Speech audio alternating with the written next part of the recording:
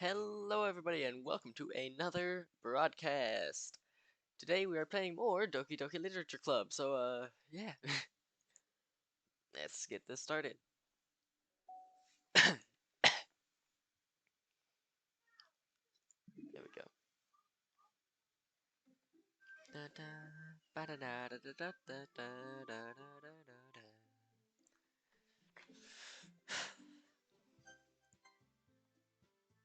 I left off here.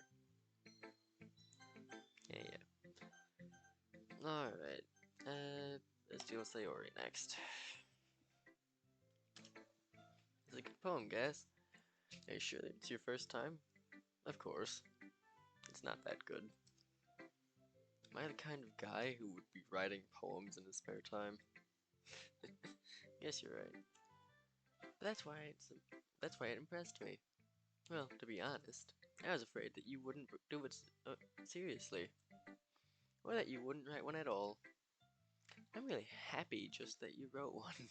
Jesus Christ, that's so stupid. It just reminds me of how you're really a part of the club now.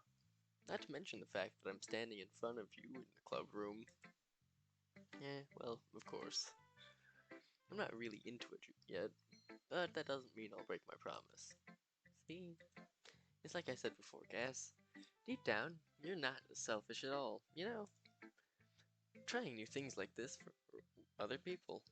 That's something that only really good people do. Thanks, Sayori. I'm not sure Sayori sees the full picture of my motive here. Then again, I can't deny that she's part of the reason I joined. Knowing how much this means to her and all. Yeah. And I'm gonna make sure you have lots of fun here today. Okay? That will be my way of thanking you. Alright, I'm gonna hold you to that then. Yay! Now you'll read my poem too, right? Don't worry, I'm really bad at this. We'll see about that. Dear sunshine, the way you glow through my blinds in the morning makes me feel like you missed me. Kissing my forehead to help me out of bed, making me rub the sleep from my eyes, asking me to come out and play, or trusting me to wish away the rainy day. I look above, the sky is blue, it's a secret, but I trust you too. If it wasn't for you, I could sleep forever, but I'm not mad. I want breakfast. Alright, continuing on. Sayori, this is just a guess, but did you wait until morning to write this? No, just a little bit. You can't answer just a little bit to a yes or no question. I forgot to do it last night. Well, at least that makes me feel a little better about myself. Don't be mean. I still tried my best. Yeah. I didn't mean to say that it was a bad poem. It came out nice, or how should I put it? It sounds just like you. Really? God, I can't do voice acting. Yeah, especially that last line. I made eggs and toast. Even though you were late to school, it's bad to skip breakfast. I get all cranky. Well, I guess there's no point in arguing. Anyway, thanks for showing me. This was so much fun. Monica's the best. Yeah. But next time I won't forget. And I'm gonna write the best poem ever. Well, I guess I look forward to it. Alright, next up. Yeah, let's do Monica, why not? I guess. Having a good time so far? Yeah. Good, glad to hear it. By the way, since you're new and everything, if you ever have any suggestions for the club, like new activities or things we can do better, always listening. Don't be afraid to bring things up, okay? Alright, I'll keep that in mind. Of course I'll be afraid to bring things up. I'm much better off just going with the flow until I'm more settled in. Anyway, want to share your poem with me? It's kind of embarrassing, but I guess I have to. Don't worry, guys. We're all a little embarrassed today. But it's the sort of barrier that we'll all learn to get past soon. Yeah, that's true. I hand my poem to Monica. I like it, guys. Really? It's a lot cuter than I expected. Oh, jeez. No, no. Kinda makes me think of something Natsuki would write. And she's a good writer, too. So take that as a compliment. If you say so. Yep. A lot of poems or stories out there that are no more than a few simple words. They can be funny, endearing, or even sad. And sometimes they're only a few lines long. They might even feel like they're written for kids. But if you think about them, they can express views of the world that would apply to anybody. I see. She's saying that Natsuki is kind of like that. Hold on. Let me make sure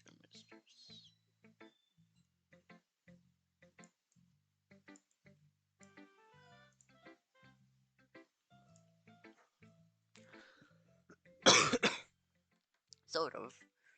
Maybe she's not an expert. But you probably won't find much filler in her poems. They might be easy to write, but they're super challenging to get them in through.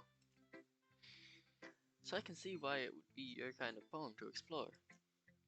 I'm sure I'll end up trying different things a lot. It could take a while before I feel comfortable doing this. That's okay. I'd love to see you try new things. That's the best way to find the kind of style that suits you. Everyone else might be a little biased toward their own kinds of styles. And I'll always help you find what suits you the most.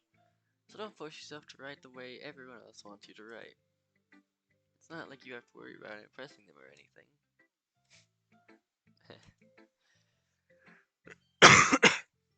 Anyway, you want to read my poem now? Don't worry, I am not very good. You sound pretty confident for someone who claims to not be very good. That's because I have to sound confident. That doesn't mean I always feel that way, you know? I see. Well, let's read it then. Hole in wall. It couldn't have been me.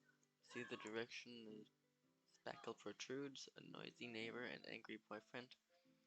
I'll never know. I wasn't home. I peer inside for a clue. No, I can't see. I real blind like a film let out in the sun. Or left out in the sun. But it's too late. My retina's already scorched with the permanent copy of the meaningless image. It's just a little hole. It wasn't too bright. It was too deep. Stretching forever into everything. A hole of infinite choices. I realize now that I wasn't looking in. I was looking out. And he, on the other side, was looking in. Alright. So, what do you think? It's very freeform, if that's what you call it. Sorry, I'm not really the right person to ask for feedback. It's okay. Yeah, that kind of style has gotten pretty popular nowadays. That is, a lot of poems have been putting emphasis on the timing between words and lines. When performed out loud, it can be really powerful. What was the inspiration behind this one? Ah, well, I'm not sure if I know how to put it. I guess you could say that I had some kind of epiphany recently. It's been influencing my poems a bit. An epiphany. Yeah, something like that. I'm kind of nervous to talk about deep stuff like that because it's kind of coming on strongly. Maybe after everyone is better friends with each other. Anyway, here's Monica's writing tip of the day. Sometimes when you're writing a poem or a story,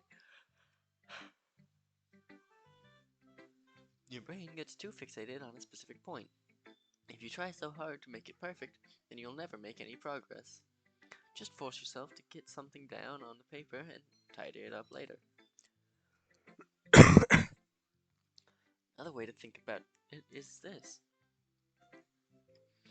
If you keep your pen in the same spot for too long, you'll just get a big dark puddle of ink. So just move your hand and go with the flow. That's my advice for today. Thanks for listening. And lastly, Yuri. Here he stares at the poem. A minute passes, more than enough time for her to finish reading. Oh, sorry. I forgot to start speaking. It's fine. Don't force yourself. I'm not I just need to put my thoughts into words. Hold on. Okay. This is your first time writing a poem, right? Yeah. Why do you ask? I'm just making sure. I guess that it might be after reading through it. Ah, so it's that bad. No. Did you... Did I just raise my voice? I'm so sorry. Yuri buries her face in her hands. I couldn't help but notice that it's been several minutes and we haven't really gotten anywhere. It might take Yuri a while to get used to new people. It's fine. I really didn't notice. What were you saying? Right, it's just that there are specific writing habits that are usually typical of new writers. And having been through that myself, I kind of learned to pick up on them. I think the most noticeable thing I recognize in new writers is that they try to make their style very deliberate. In other words, they tend to pick a writing style separate from the topic matter, and they fit the two together. The end result is that both the style and the expressiveness are weakened. Once Yuri finds her train of thought, it's as if her demeanor totally changes. Her stammering is completely gone, and she sounds like an expert. Of course, that's not something you can be blamed for. There are so many different skills and techniques that go into writing, even a simple poem. Not just finding them and building them, but getting them to work together is probably the most challenging part. It might take you some time, but it all comes with practice, and learning by example, and trying new things. I also hope that everyone else in the club gives you valuable feedback.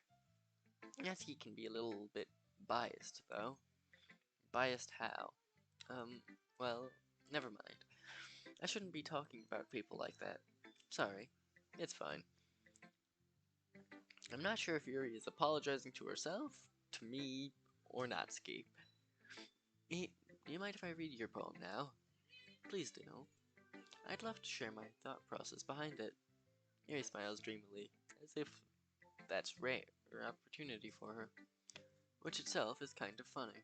After all, isn't this supposed to be a literature club? Ghost under the light, the tendrils of my hair illuminate beneath the ember. Oh, thing. It must be this one. The last remaining streetlight to have stood the test of time.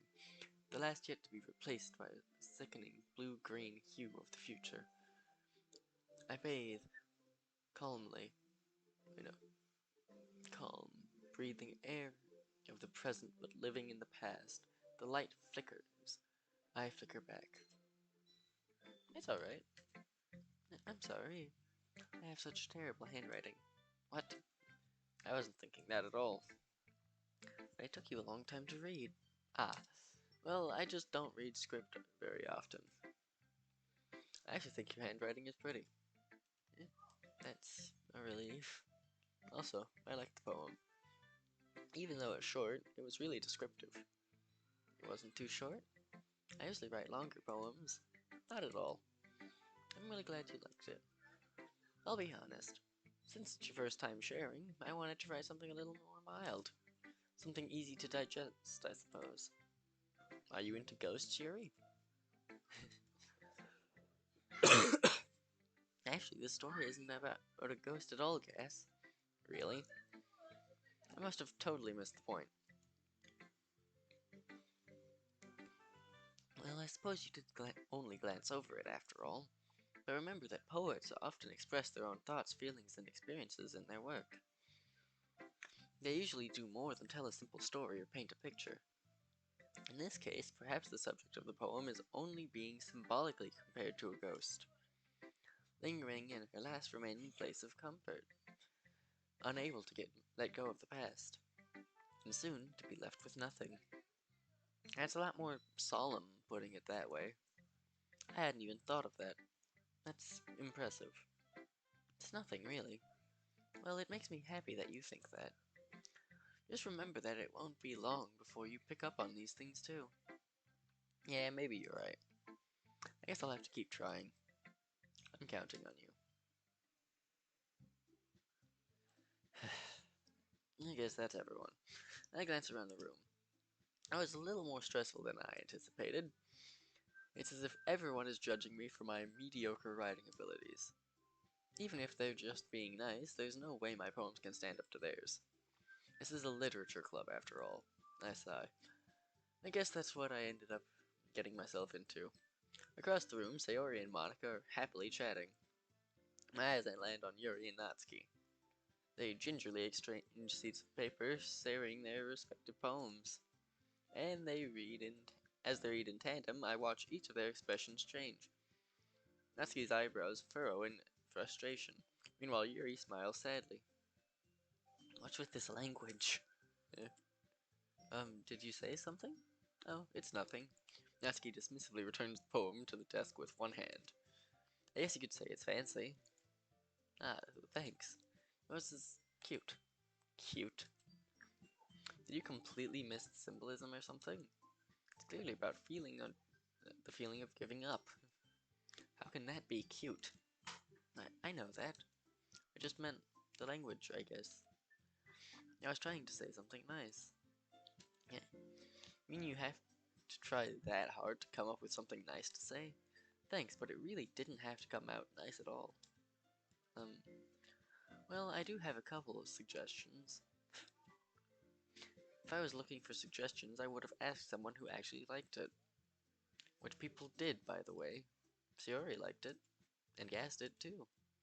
So based on that, I'll gladly give you some suggestions of my own. First of all, excuse me, I appreciate the offer, but I've spent a long time establishing my writing style. I don't expect it to change anytime soon, unless of course I come across something particularly inspiring. Which I haven't yet. Gas liked my poem too, you know. He even told me he was impressed by it. Natsuki suddenly stands up. Oh? I didn't realize you were so invested in trying to impress our new member, Yuri. That's not what I... Uh, you're just... Yuri stands up as well. Maybe you're just jealous that Gas appreciates my advice more than he appreciates yours. And how do you know he didn't appreciate my advice more? And you're that full... Are you that full of yourself? No. If I was full of myself, I wouldn't... I would deliberately go out of my way to make everything I do overly cutesy. Is everything okay? Well, you know what? I wasn't the one whose boobs magically grew a size bigger as soon as Gas started showing up. Natsuki. Natsuki, that's a little... This doesn't involve you. I don't like fighting. Suddenly, both girls turned towards me, as if they just noticed I was standing there. Yes. She's just trying to make me look bad. That's not true. She started it. If she could get over herself and learn to appreciate that simple writing is more effective, then this wouldn't have happened in the first place. What's the point in making your poems all convoluted for no reason? The meaning should jump out at the reader, not force them to have to figure it out. Let me explain it to her, Gas. Wait. There's a reason we have so many deep and expressive words in our language. It's the only way to convey complex feelings and meaning the most effectively. Avoiding them is not only unnecessarily limiting yourself, it's also a waste. You understand that, right, Gas? Well, how did I get dragged into this in the first place? It's not like I know anything about writing, but whoever I agree with, they'll probably think more highly of me. So of course, that's going to be Natsuki. Yuri, you're really talented. Well, but Natsuki has a point. I think that, like my brain in an attempt to back myself up, I think that conveying feelings with few words can be just as impressive as well. Lets the reader's imagination take over. Natsuki's poem did a really good job at that. Yeah, it did, didn't it? Shows how much you know. That's not Natsuki. I think that's enough. Huh? Me? She was so mean to me. Natsuki's voice whines. Look, what we talked about yesterday was right. Writing is a really personal thing, and sharing it can definitely be hard. It looks like we learned that today. Even small criticism can lead to something pretty heated. Glance over my shoulder. Sayori is nodding vigorously. Yeah, so you don't need to feel threatened. You're a great writer, Natsuki. Natsuki's voice gets caught in surprise. Thanks for noticing. She finally mutters that, barely audible. Yuri. Yuri looks at me dejectedly. With a face like that, I can't help but feel bad for her as well. I'm sure that Natsuki didn't mean everything she said. So, you don't need to feel threatened either. Well, if you say so. Hey, it's not like you need to apologize for me, Gaz. Sheesh. Natsuki takes a breath. The thing about, Natsuki glances around the room, but everyone stops staring at me. Unsurprisingly, Natsuki has a harder time with it than she boasted. Sayori and Monica look away. Anyway, the thing about your boobs, I didn't mean it, okay? That's all. Natsuki looks away, avoiding eye contact with everyone. Yeah, you're naturally beautiful, Yuri. Sayori? I'll go make some tea. Eh? I was just trying to help. I'm sure she appreciated it, Sayori. I pat Sayori on the shoulder. Well, now that we're past that, everyone's read each other's poems, right? I hope that it was worthwhile for everyone, especially you guys. And to be honest, it's a nice change of pace from the lazing around we got a little too used to. So my joining the club was responsible for ruining the atmosphere. No, not at all, not at all. There's still time before we go home, so we'll relax for a bit. Of course, besides chatting, we do literature-related things in the club room.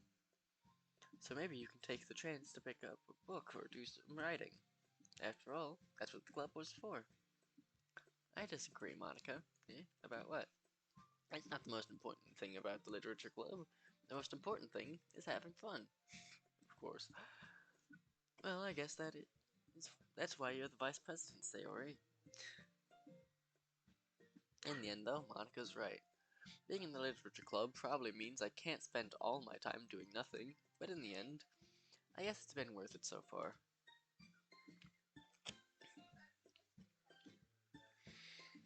Hey, Crazy. What's up, man? Okay, everyone. Just about time for us to leave. How did you all feel about sharing poems? It was a lot of fun. Well, I'd say it was worth it. It was alright. Well, mostly. Yes, how about you? Yeah, I'd say the same. It was a neat thing to talk about with everyone. Awesome. In that case, we'll do the same thing tomorrow. And maybe you learn something from your friends too. So your poems will turn out even better. I think to myself, I did learn a little more about the kinds of poems everyone likes. With any luck, that means I can at least do a better job impressing those I want to impress. I nod to myself with newfound determination. Yes, ready to walk home? Sure, let's go. Sayori beams at me. It truly has been a while since Sayori and I have spent this much time together. I can't really say I'm not enjoying it either. Yeah. Sayori, about what happened earlier. What do you mean? You know, between Yuri and Natsuki. Does that kind of thing happen often? No, no, no. It's really the first time I've seen them fighting like that. I promise they're both wonderful people. You don't hate them, do you? No, I don't hate them. I just wanted your opinion, that's all. I can see why they'd make good friends with you. You know, guys, it's nice that I get to spend time with you in the club. But I think seeing you get along with everyone is what makes me the happiest. I think everyone really likes you too. Every day is going to be so much fun.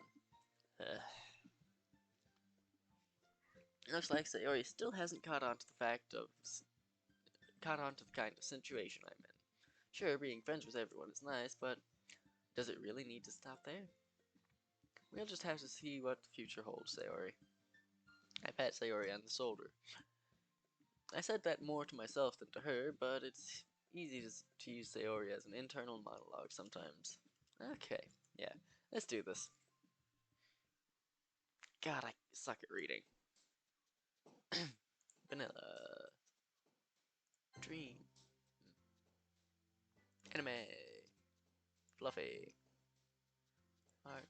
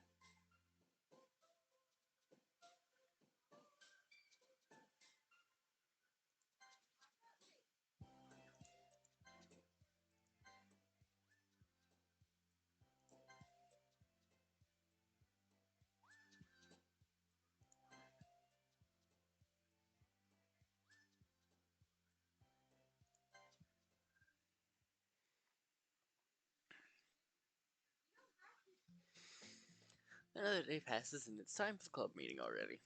I've gotten a little more comfortable here over the past couple of days. Entering the club room, the usual scene greets me. I guess. Yo, Sayori. Looks like you're in a good mood today. I'm just still not used to you being in the club, that's all. I see. That's a pretty simple thing to get you in a good mood.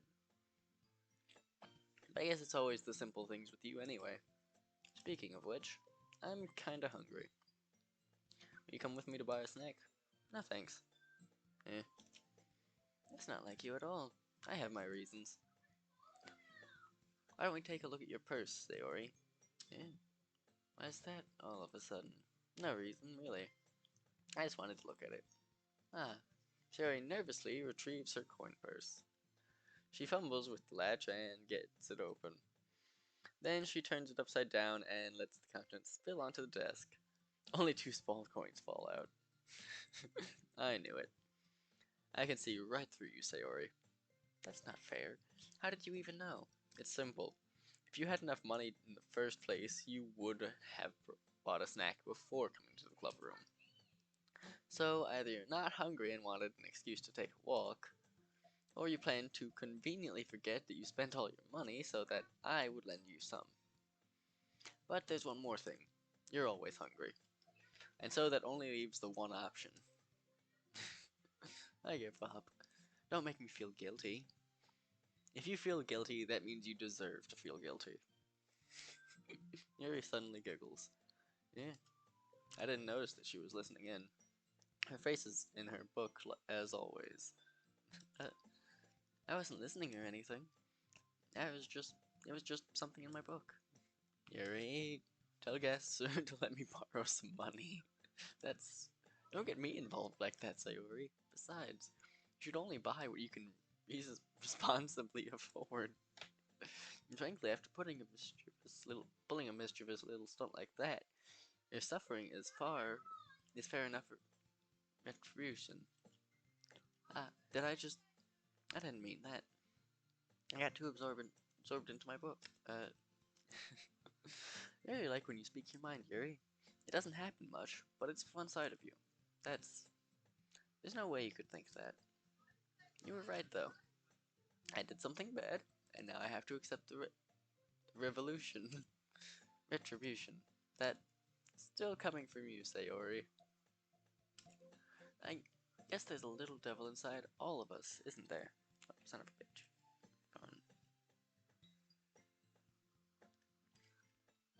Don't let her fool you. Sayori knows exactly what she's doing. After all, she told you guys she was bringing me to the club before she even told me. But you wouldn't have come if it weren't for the cupcakes. So I had to trick Natsuki into making them. Come on, give me more credit than that, Sayori. Out of nowhere, something smacks Sayori in the face and tumbles onto the desk. Ow, what was a cookie? Sure enough, it's a giant cookie wrapped in plastic. Sayori glances around. Is this a miracle? It's because I paid my Restitution. Retribution. Actually, that one almost worked. I was just gonna give it to you. But then I heard you blab about the cupcakes. It was totally worth seeing your reaction, though. Natsuki, that was so nice of you. Jesus fucking Christ. I'm so happy. Sayori hugs the cookie. Jeez, just eat it. Sayori rapidly tears open the wrapper and takes a big bite. So good. Mm. Sayori suddenly clasped her hands over her mouth. I bit my tongue. Going through a lot over just one cookie. Natsuki takes a bite of her own cookie. Yours looks really good too, Natsuki.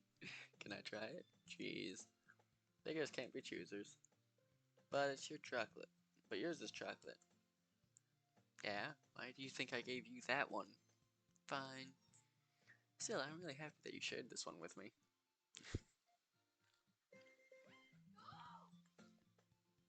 Sarah gets out of her seat and goes behind Natsuki, then wraps her arms around her. Ah, jeez. I get it.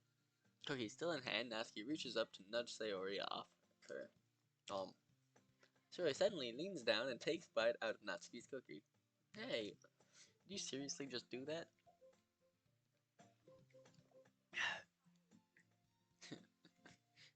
Not for Sayori trots away to safety.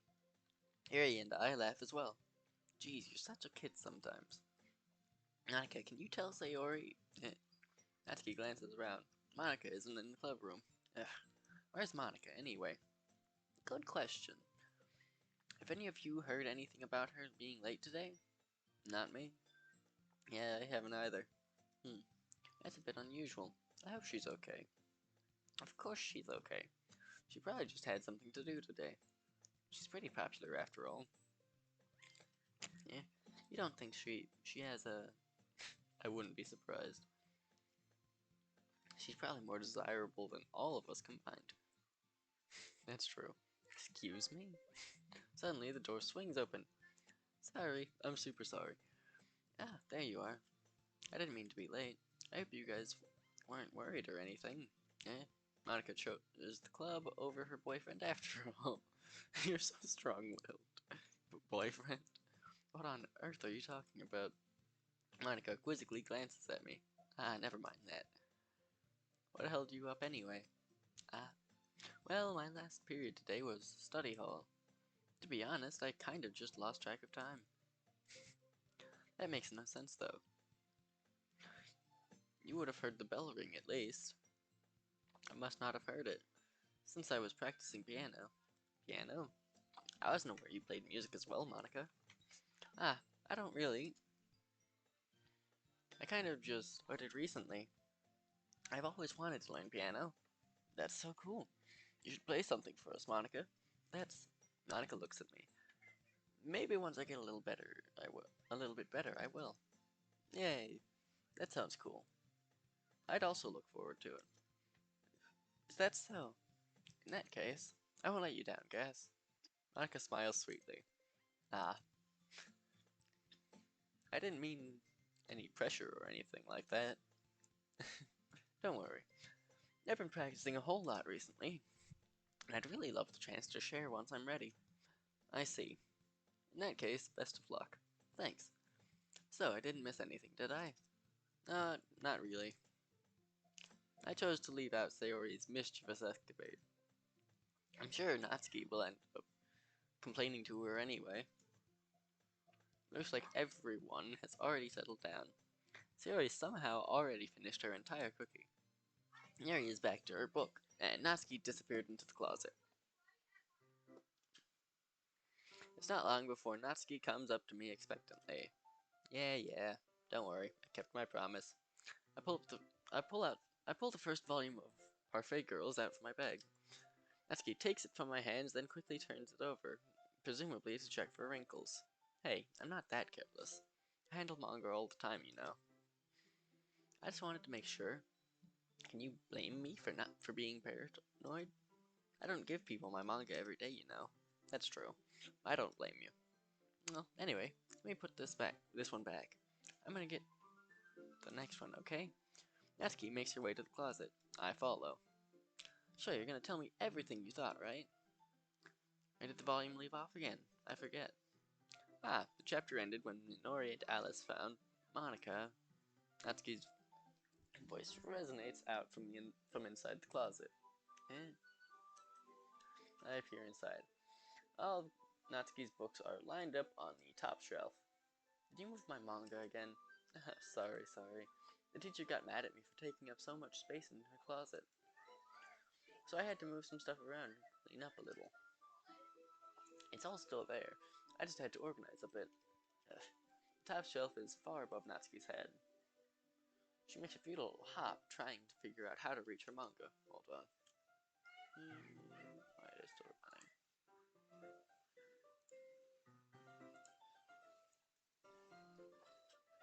Jeez. This is so inconvenient. I'm moving these all back down. There's plenty of room on these shelves.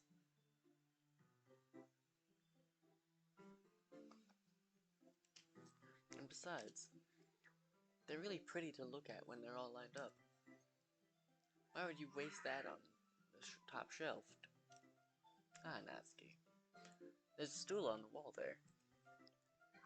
In the closet, there's a collapsible stool that's hanging on the wall. If you want, I can reach up there and hand them to you. I can get them myself. Natsuki grabs the stool from the wall and unfolds it. Think I'm too short or something? I mean, I knew it. Well, you know what? Just watch me.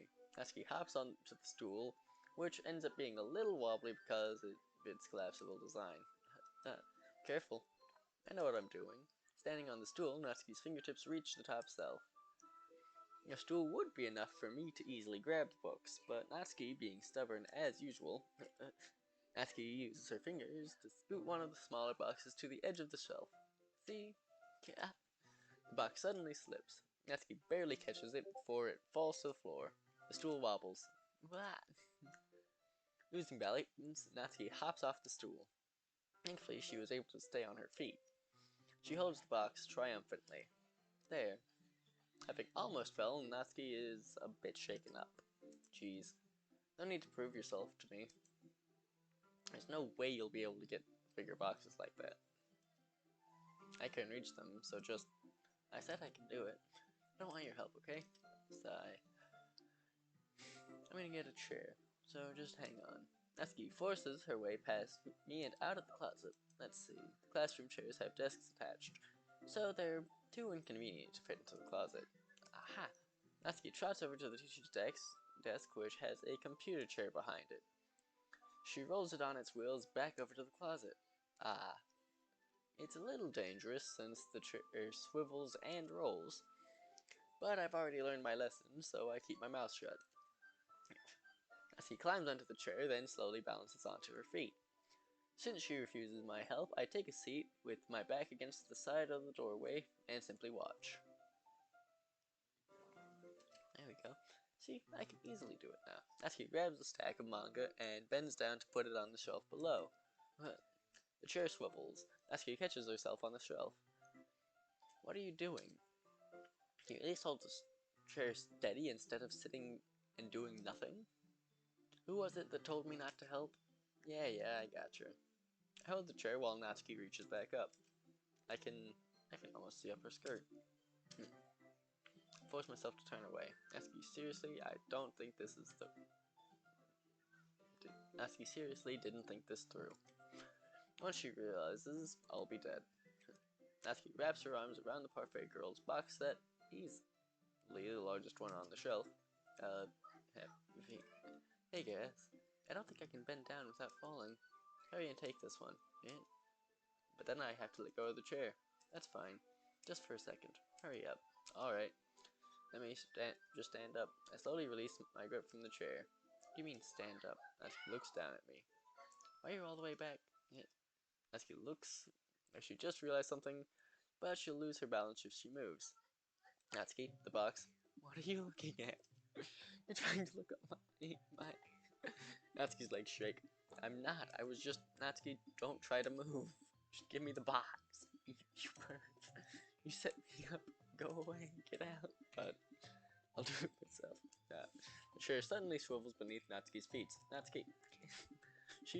The scene turns into chaos in a split second. The chair flies from under Natsuki's feet. Frantically, I try to catch her. The box topples out of her hand, and the books go flying. I got you. Crash.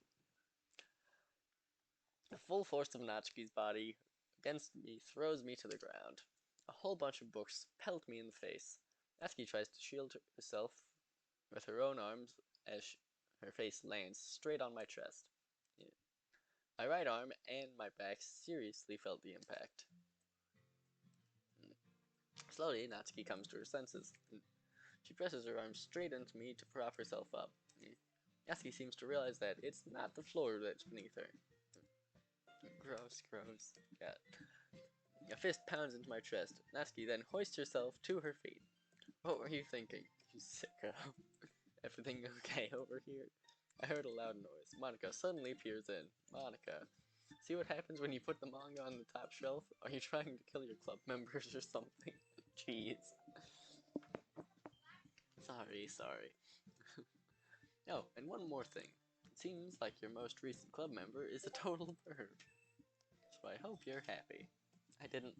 Somehow, it's impossible for me to explain this whole bizarre situation to Monica. I didn't do anything, I swear. I know, don't worry. Monica says that quietly to me. Looks like I'm off the hook. Oh no, I look down. Natsuki's kneeling on the floor holding one of the books that are scattered all over the floor. There's a large diagonal crease along the page that she's desperately trying to smooth out.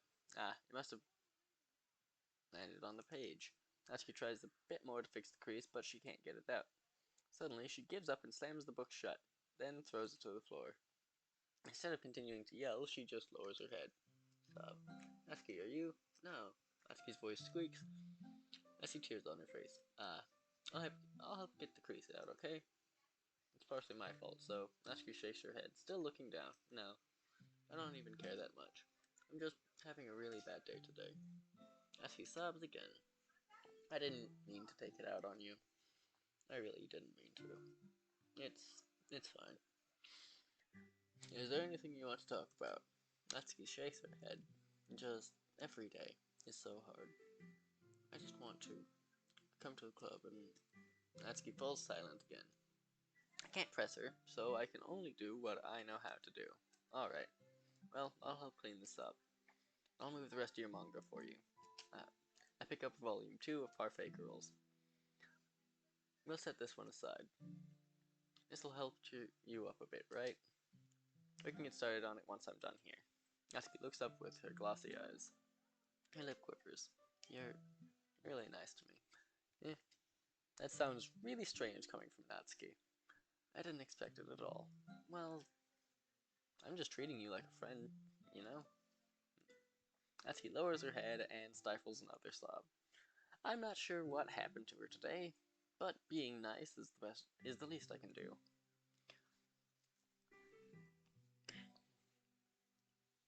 The next couple of minutes are silent between us as I begin gathering the scattered books. I make sure to slip them into the box in the correct order. After a little bit, Natsuki starts helping. It isn't long before we're done, and I hoist the box onto the shelf where Natsuki wanted to put it.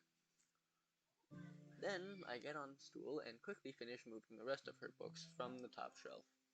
Alright, that should do it. I hop off the stool. Natsuki averts her gaze. Thanks. It's nothing. Natsuki is holding the volume I set aside in her hands. Alright, I'm ready. Good. Even if you weren't, I'd make you anyway. You're taking responsibility for what you said. Nothing about cheering me up. If you insist. Alright, I'm going to pause here temporarily. Let's see.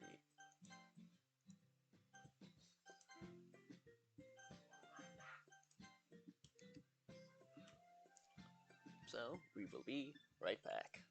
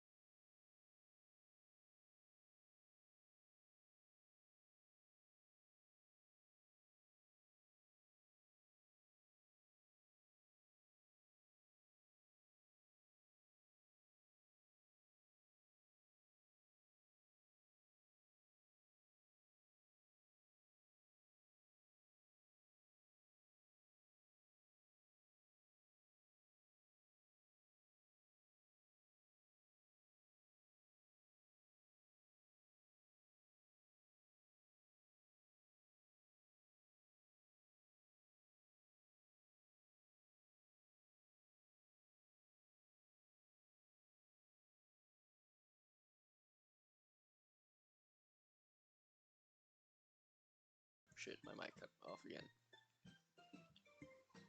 Anyway, when that happens.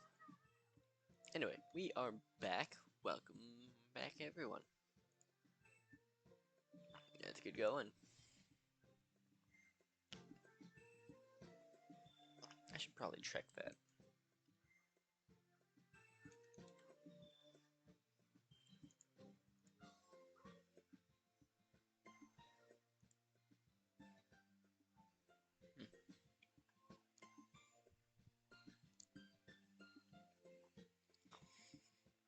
Fucking bots.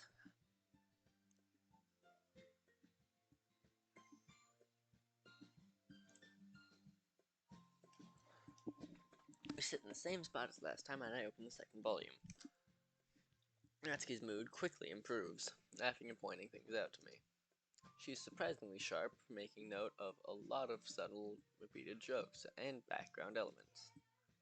In the end, I'm pretty impressed by how everything ties together in this manga. Guess Natsuki has good taste after all. After some time, Monica gets up attention as usual, and it's time to share her poems again. Guess I'll be holding on to this for now. Yep. Even you sound more enthusiastic this time. Well, I'm starting to get into it, you know. Told you. Yeah. I returned to my seat and slipped the book into my bag. Alright, who to show it to first? Well, probably Natsuki. As always.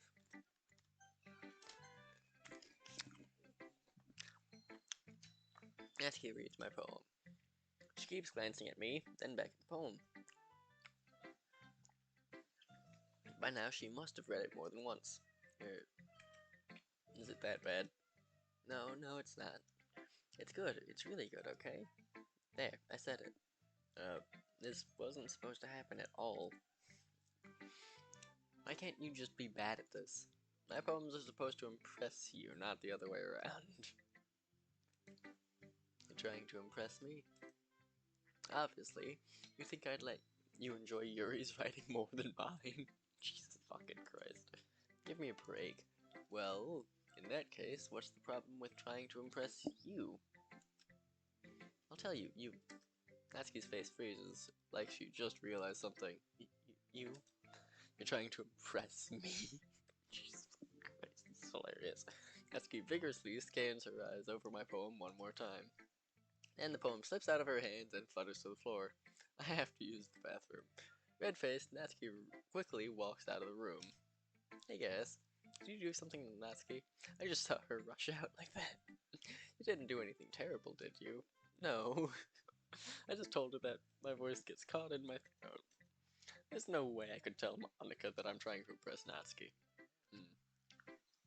Monica sees the poem lying on the floor and swiftly picks it up. She reads through it, her smile not fading from her face. I see. You wrote this for Natsuki, didn't you? I mean, not really. In fact, didn't she like your poem a lot the other day, too? I'm surprised you know her taste so well already. Are you sure you're not cheating, Gath? Cheating? What do you mean by that?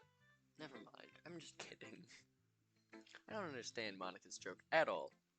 Anyway, how do you think Natsuki feels about you? Oh, you don't need to answer that. It was just something for you to think about. Hey, Natsuki comes up and snatches the poem out of Monica's hands. Neither of us had noticed her re-enter the classroom. Did you read this, Monica? Of course, I liked it. You should really stop reading things that aren't for you, you know. You have a bad habit of doing that.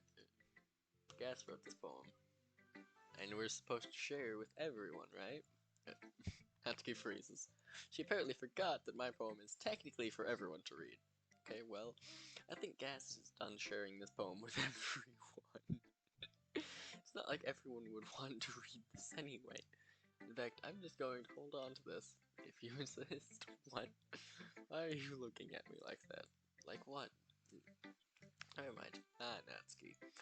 I'll give you the poem, but that's still not very fair to Sayori. She hasn't gotten to read it yet. So what? Well, I guess that Gas is right. Natsuki. It's not fair that if you don't let everyone finish reading it. Fine. Natsuki returns my poem.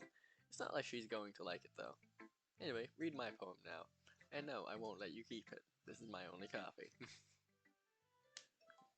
Amy likes spiders.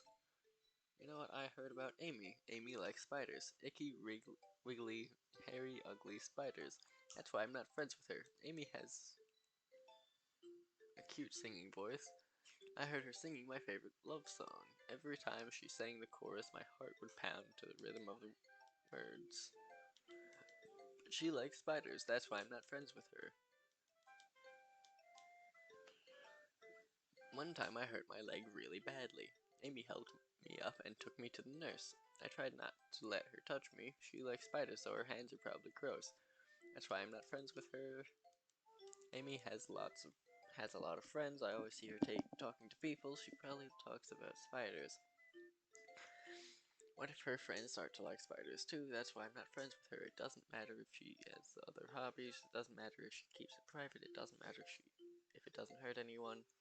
It's gross. She's gross. The world is better off with a spider lovers, Emma, and I'm gonna tell everyone. Not bad, right? It's quite a bit longer than yesterday's. Yesterday's was way too short. I was just warming up. I hope you didn't think that was the best I could do. No, of course not. Anyway, the message is pretty straightforward in this poem. I doubt I have to explain it. Sometimes you can explain complicated issues with much simpler analogies. And it helps people realize how stupid they're being. Like anyone would agree that the subject of this poem is an ignorant jerk. Do you know people like that? Of course, it's about how everyone thinks that doesn't matter. It can be about anything. I wrote it to be easy to relate to. Everyone has some kind of weird hobby or guilty pleasure. Something you're afraid if people find out, they'd make fun of you or think less of you. But that makes people stupid.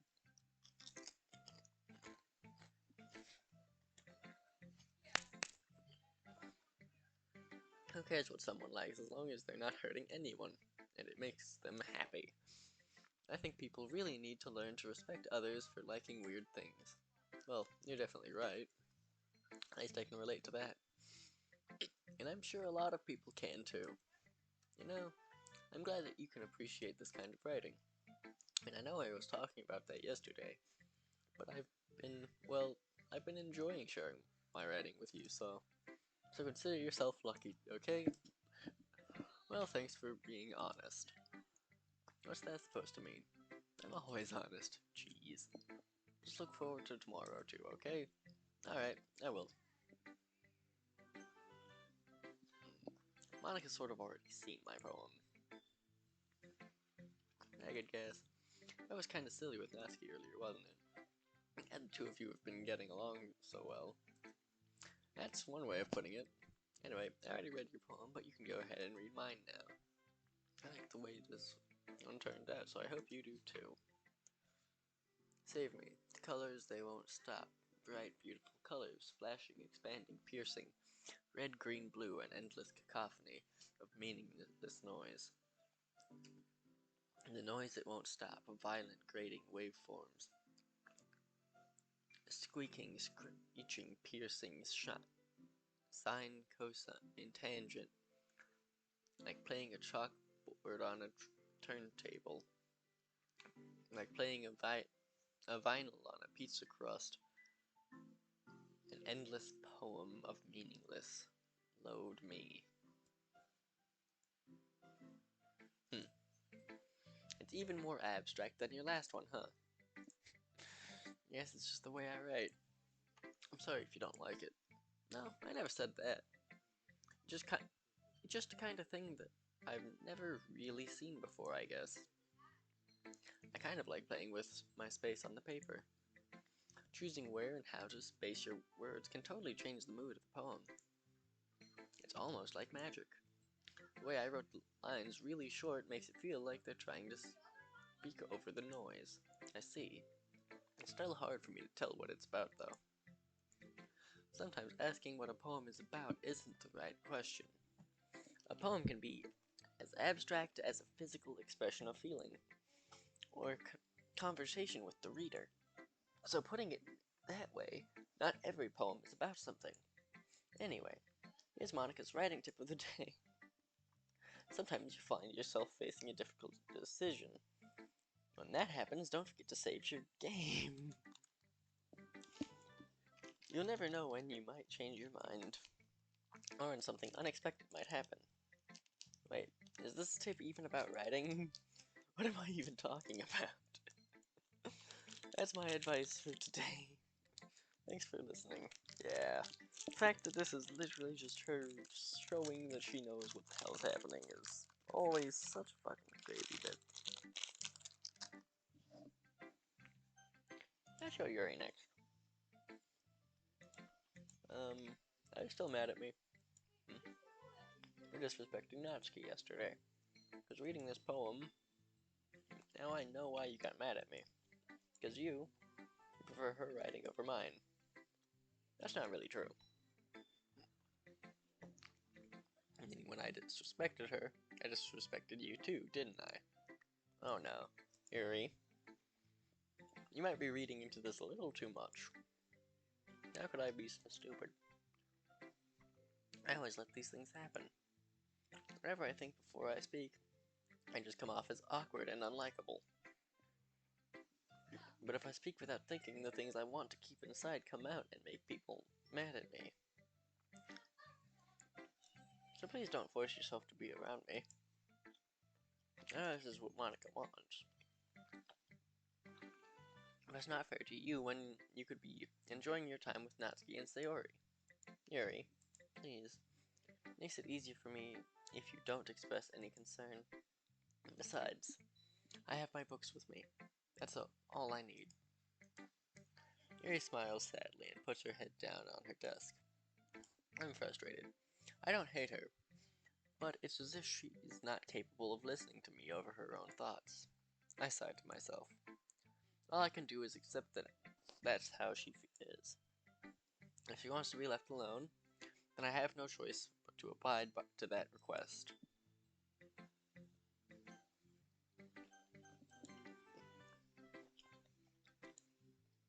Oh, that's this one, guys.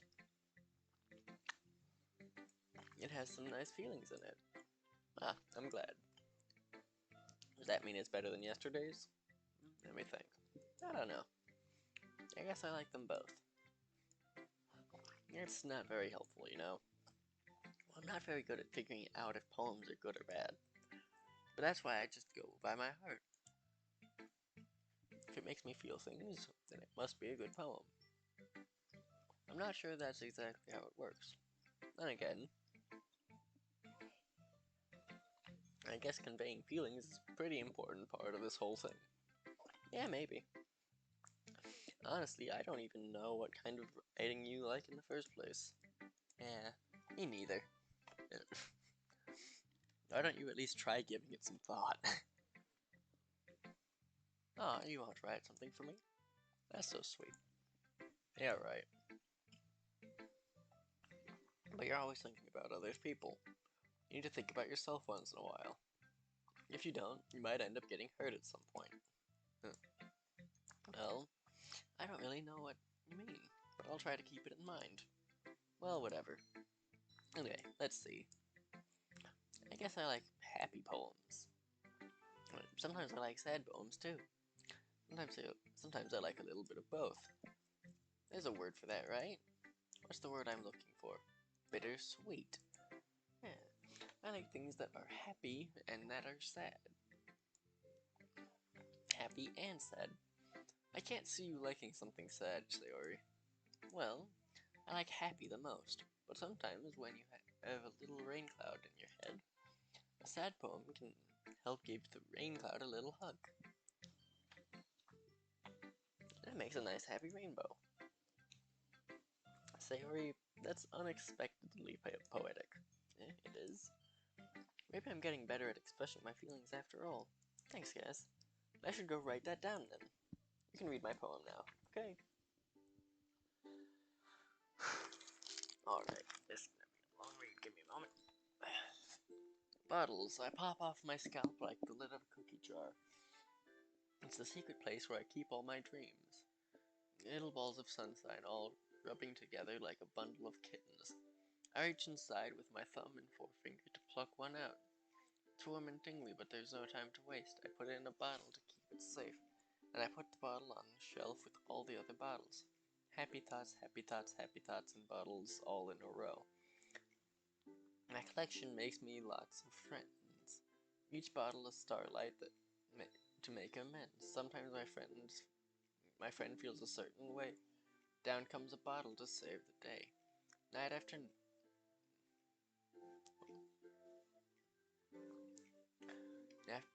night, more dreams, more dreams. Friend after friend, more bottles. Deeper and deeper my fingers go, like exploring a dark cave, discovering the secrets hiding in the nooks and crannies. Digging and digging, scraping and scraping. I blow dust off my bottle caps. It doesn't feel like time elapsed. My empty shelf could use some more. My friends look through my locked front door. Finally all done, I open up, and in come my friends. In they come, in such a hurry. Do they want my bottles that much? I frantically pull them from the shelf one after the other, holding them out to each and every friend, each and every bottle, but every time I let one go, it shatters against the tile between my feet. Happy thoughts, happy thoughts, happy thoughts, happy thoughts, and shards all over the floor. They were supposed to be for my friends who aren't smiling. They're all shouting, pleading, something, but all I hear is echo, echo, echo, echo inside my head. Poorly written poem, but hey, holy crap. Sorry, did you really write this? Of course I did. Didn't I tell you yesterday that I was going to write the best poem ever? Yeah, but I mean, I didn't expect something like this coming from you. Monica taught me a whole lot. I've been really in touch with my feelings recently. I see that. It's almost kind of creepy. Creepy? Well, not exactly. Maybe because I'm so used to you being cheerful. Well, never mind. I'm thinking too hard about it. The point is, it came out good, so you should be proud of it. Aw, thanks. I feel like I was meant to express myself this way. It even helps me understand my own feelings a little bit better. Writing is like magic. You've gotten pretty passionate about this, huh? I hope you keep it up. Yeah, writing is the best. I'm gonna keep writing until I die. Don't get ahead of yourself. Sherry's always had a habit of getting obsessed with something before dropping it no more than a week later.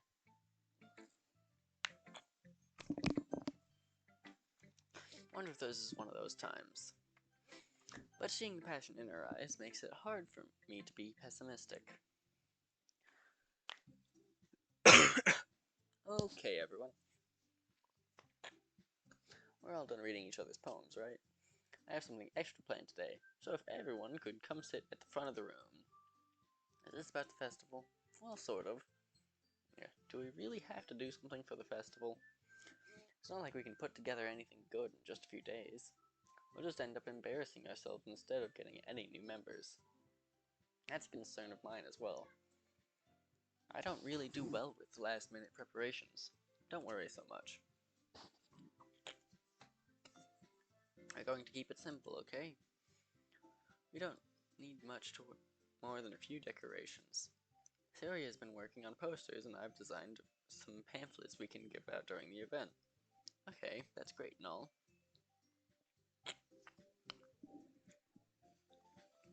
But that doesn't tell us what we're actually going to be doing for the event.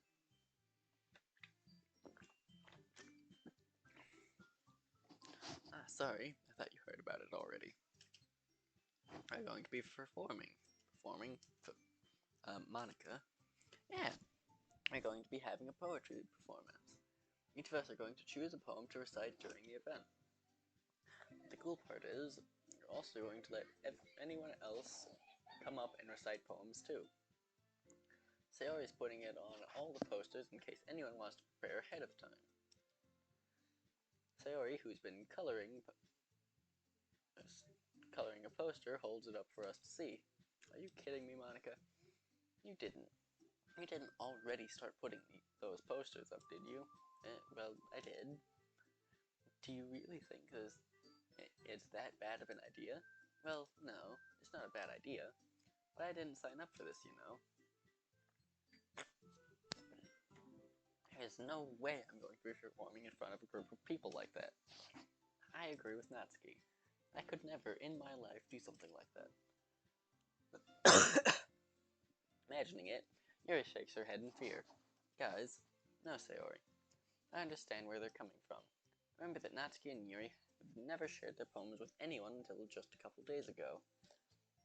It's a lot to ask for them to recite their poems out loud to a whole room full of people. I guess I kind of overlooked that, so I'm sorry. But I still think we should give it our best. We're the only ones responsible for the fate of this club. If we start the event and each put on a good performance, then it will inspire others to do the same. And the more people who perform, the better we'll be able to show everyone what literature is all about. Yeah, it's about expressing our feelings, being intimate with yourself, finding new horizons, and having fun. That's right. And it's those reasons that we're all in this club today. Don't you want to share that with others? To inspire them to find the same feelings that brought you here in the first place? I know you do. I know we all do. And if all it takes is standing in front of a room for 2 minutes and reciting a poem, then I know you can do it. Natsuki and Yuri remain silent. Sayori looks worried. I guess that leaves me no choice. I agree. I don't think it's too much to ask. I think that Sayori and Monica have been trying really hard to get new members. At least we can do this to help them out a little. Well, maybe, but it looks like Natsuki doesn't have any arguments left. Okay, fine.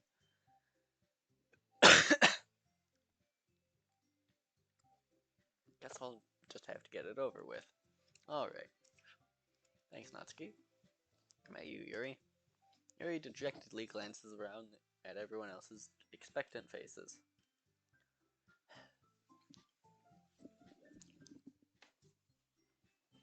I guess I don't really have a choice. Thanks, everyone. You're the best, Yuri.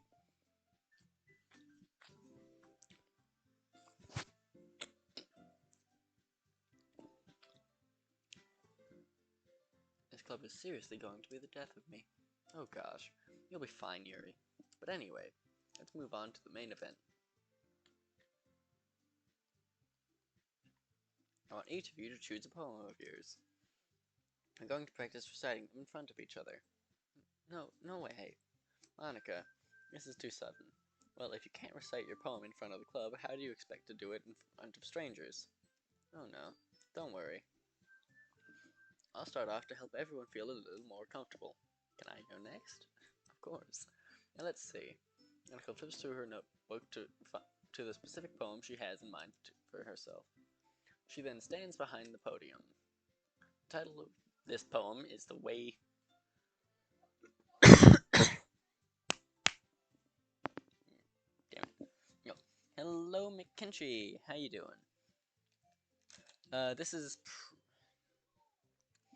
It's complicated. I've played it before, but not this version of it. This is the full version of it. I used to play the partial version of it, the free one. But welcome to the broadcast. Hope you're having a lovely day. Sorry for the for the late response. Jesus Christ, I can't speak. Yeah. The full version is called Doki Doki Literature Club Plus, and it has different endings and things like that. You've actually probably seen it in YouTube videos as well.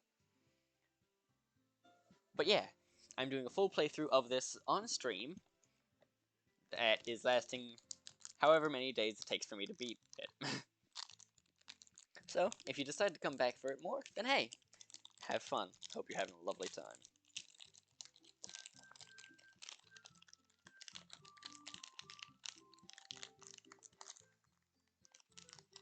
course, man. And, enjoy your time here. The title of this poem is The Way They Fly. Monica begins reciting her poem. Her clear, confident voice fills the room. More than that, her inflection is pristine. She knows exactly how to apply emotion behind each line she recites, bringing the words to life. Is this something she's done before, or is she simply a natural? I glance around me.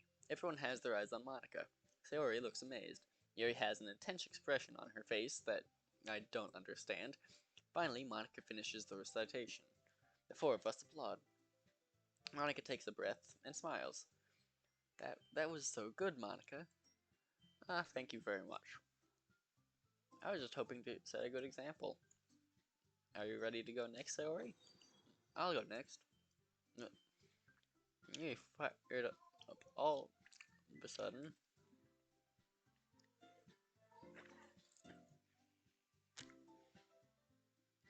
Yuri clutches a sheet of paper between her hands and stands up. Keeping her head down, she quickly walks over to the podium. This poem is called Yuri anxiously glances at each of us. You can do it, Yuri. It's called After Image of a Crimson Eye. Yuri's voice shakes as she starts reading the poem. Just a moment ago, she practically refused to do this. Why is she suddenly putting in so much effort? As Yuri gets past the first couple of lines, her voice changes. It's almost like what happens when Yuri gets absorbed into her books. Her quivering words transform into the sharp syllables of a fierce and confident woman. The poem is full of twists and turns in its structure that she enunciates with perfect timing. This must be a rare glimpse into the whirling fire Yuri keeps concealed inside of her head. Suddenly, she's finished. Everyone is stunned. Yuri snaps back into reality and glances around her as if she's bewildered even herself. It's up to me to save this situation. I'm the first to start applauding. Everyone joins me afterward, and we give Yuri the recognition she deserves. It's not that we didn't want to applaud for her, but we were caught so off guard that we must have forgotten. As we applaud, Yuri holds the poem to her chest and rushes back into her seat. Yuri, that was really good. Thank you for sharing. Looks like Yuri is down for the count. Okay, I guess I'm up next then. Yuri hops out of her chair and cheerfully walks to the podium. This one's called My Meadow. Aha. Sorry, I giggled. Sayori, it's a lot harder than I thought. How did you guys do it so easily? Try not to think of it like you're reciting to other people. Imagine you're reciting it to yourself, like in front of a mirror, or in your own head. It's your poem, so it'll come out the best that way. Yeah, no, Yuri must have been cooking, man. Like, Yuri's probably the best poem writer out of these ones, followed by Monica. I see. Okay then, Yuri begins her poem.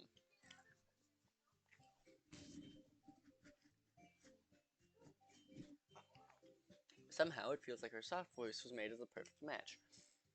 The poem isn't aimlessly cheery like Sayori's is. Like Sayori is. It's serene and bittersweet. If I were to read this on paper, I probably wouldn't think much of it. But hearing it come from Sayori's voice almost gives it a whole new meaning. Maybe this is what Sayori meant when she said she likes my poems. It's like I get to read more deeply into someone I thought I knew through and through. Sayori finishes, and we applaud. I did it. Good job, Sayori. Even Gas liked it. I guess that's a good sign. What does that even mean? It came out nicely, Sayori. The atmosphere of the poem fits you really nicely. But it might be that other poems wouldn't work quite as well with that kind of delivery. I don't really understand. Yay, Sayori! In other words, I've seen poems of yours where that sort of gentle delivery wouldn't work as well. They might need a little more force behind them, depending on what you're reading. Oh, I know what you mean. Well, I've been practicing that kind of thing. It's just embarrassing to do in front of everyone. The next time, I'm going to make you pick a poem that challenges you a little more.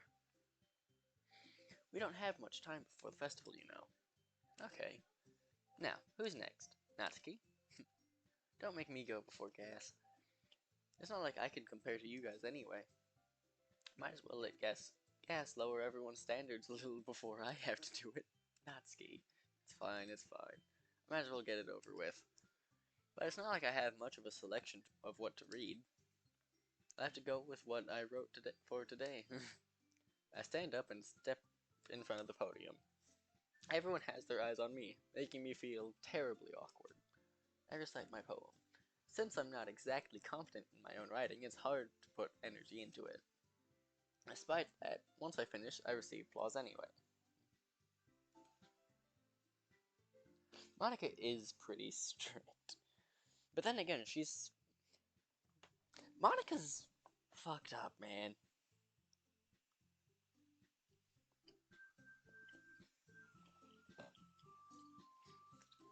Sorry, I'm not really as good as everyone else. Don't worry about that so much. I think it's less about your abilities and more about your lack of confidence in your writing. It's something that'll improve over time, though. I know! I'm so talented at writing poems. I'm so good at this. It's absolutely hilarious.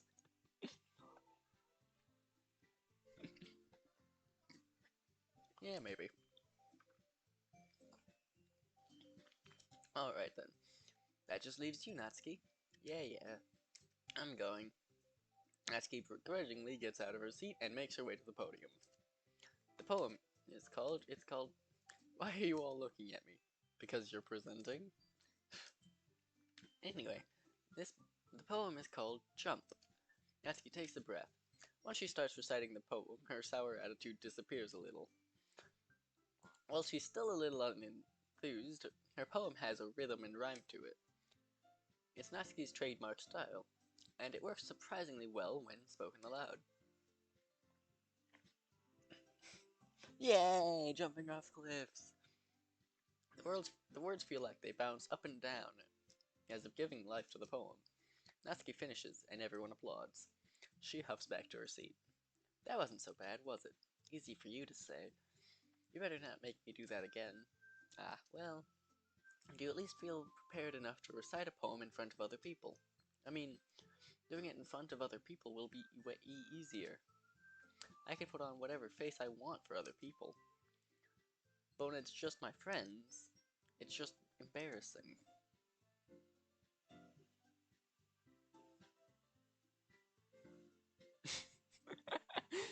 I just read your response.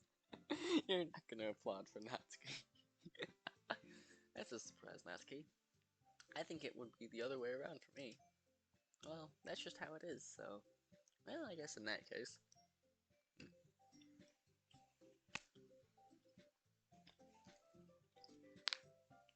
You won't have much to worry about for the festival. That said, I want to thank everyone for coming through. It might be hard, but I hope that you all have an idea of what it's like now. Make sure you pick a poem and get enough practice before the festival, okay? I'll be making pamphlets, so let me know ahead of time what you will be reciting. Jeez. I should probably find some other poem to recite instead. That's fine too. It doesn't have to be your poem. Oh, it doesn't have to be your own. Is that what it said? Yeah. I'm already pleasantly surprised that you're putting in all this effort for the club. It makes me really happy. Ah, yeah, no problem. Okay, everyone. I think that's about it for today. I know the festival is coming up, but let's try to write poems for tomorrow as well. It's been working out really nicely so far, so I'd like to continue that. As for the festival, we'll finish planning tomorrow, and then we'll have a weekend to prepare. Monday's the big day. I can't wait. I can do this. Alright. I stand up.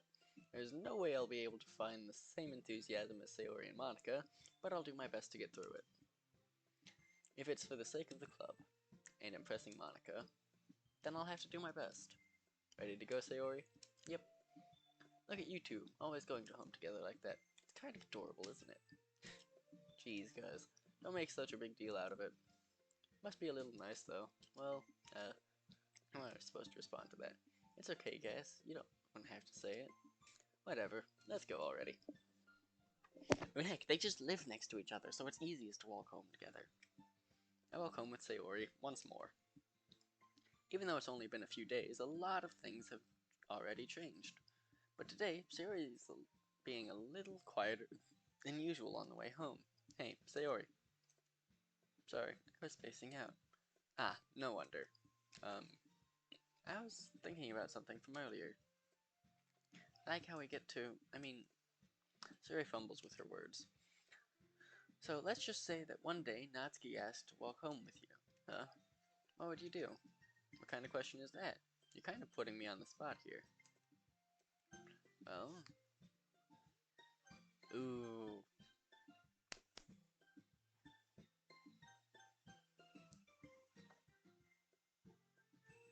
Yeah. I know the basic storyline. It has been a while since I played the original, but I do remember how Monica is and what happens in the second part of the game. I'm gonna go with this one. Here's the thought. I think my heart out. I think that I would be afraid of what she'd do to me if I turned her down. Isn't she so cute and fun to be around? That has nothing to do with what I just said. You admitted it. Jeez. There's not even a point in speculating something that's never going to happen. Well, maybe. But I just like to think about it. It's not long before you won't need me anymore, you know? Need you? Sayori. I can't figure out how you're seeing things in your head right now. Sorry. Everyone is different. Nobody in the club is a replacement for you. If you say so. The conversation trails off, and I'm left feeling awkward. But it was kind of her fault for trapping me in such a weird position. I can't just lie to her. But if there's something that makes her happy, I would hate to take that away from her. That's why I said there's no point in speculating.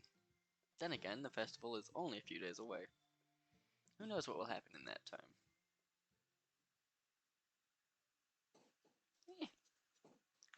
I at least remember what happens with Natsuki, but her ending is probably my... I like Natsuki's ending because it's a bit more sad.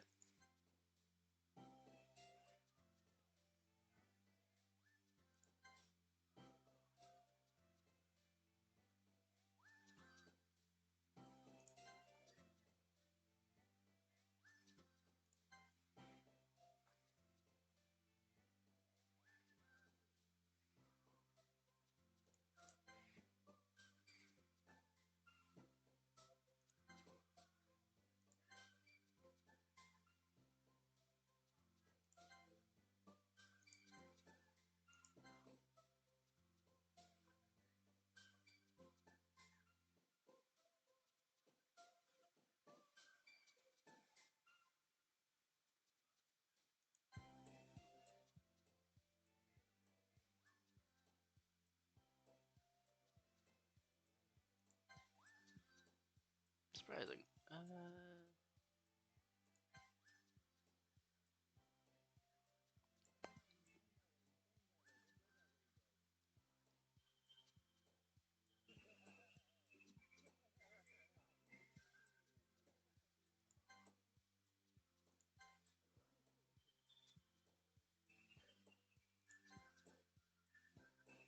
Damn it. Alright, I have no clue which ones I've gotten.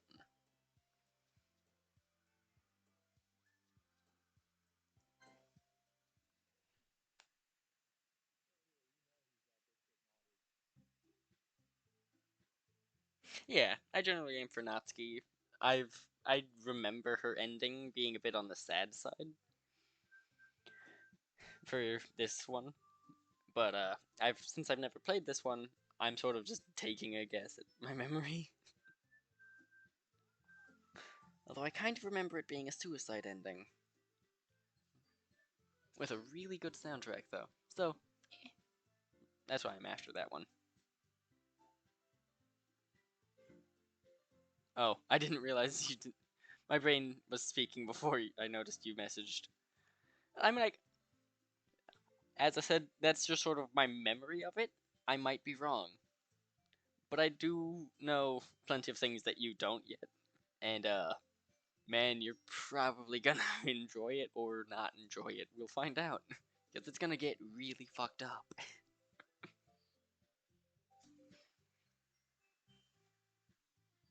Ah, man.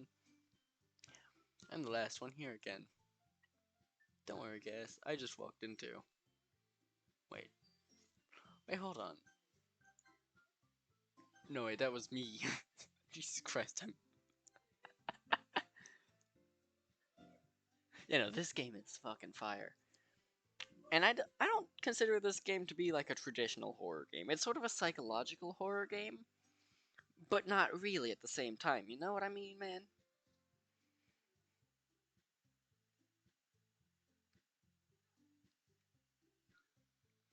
You practicing piano again? Yeah. You must have a lot of determination. Starting this club and now picking up piano? Well, maybe not determination, but I guess passion. Remember that the club wouldn't be here if it wasn't for all of you.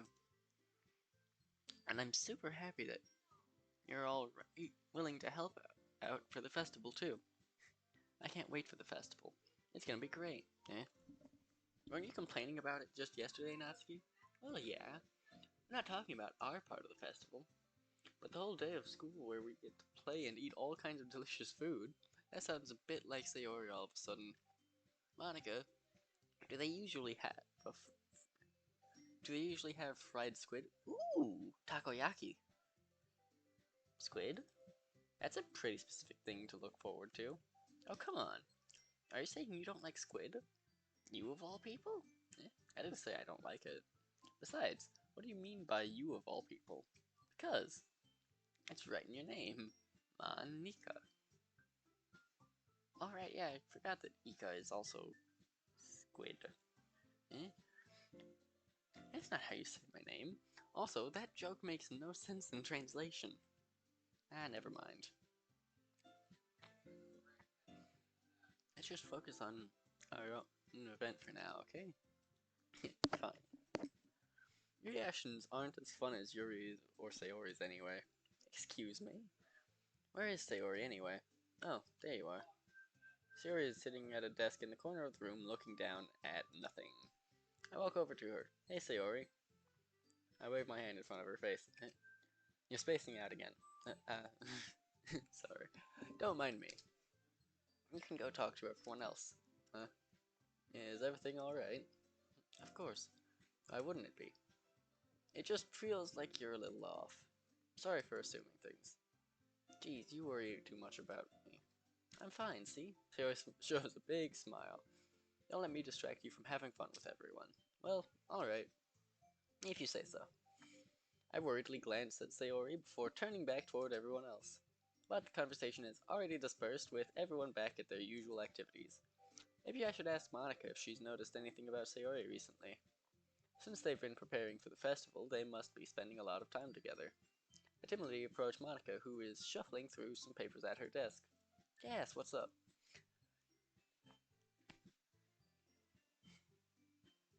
Uh, their names are Japanese.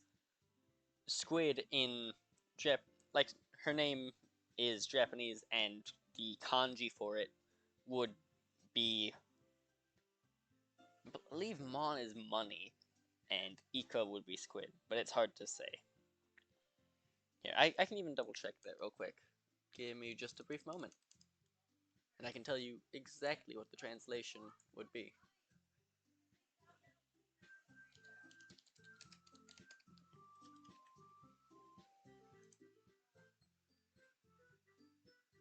Yeah, ika is squid in Japanese. Ika.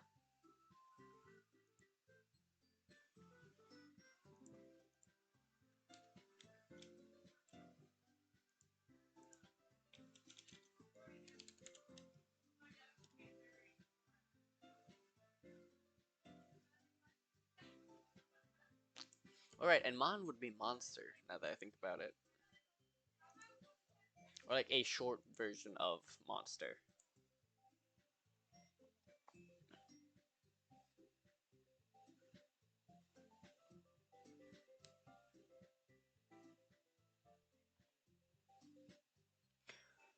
No, so, technically speaking, you notice how their uniforms are very specific? They wear Japanese uniforms. I'm pretty sure they go to a Japanese high school. And it's just in English because that's the language it's traditionally set to.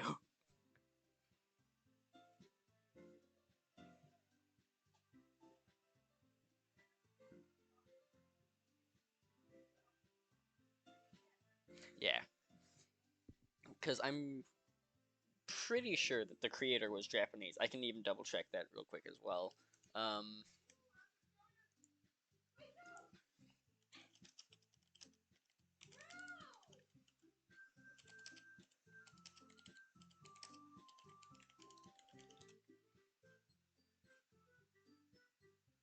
Team Salvato. Actually, no, he's a white guy. Yeah.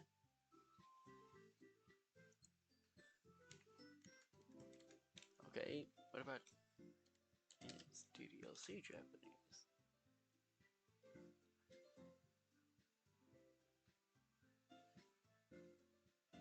Doesn't explicitly take place in Japan, although it features characters and settings with Japanese cultural influences. So, it is sort of Japanese, but not inherently.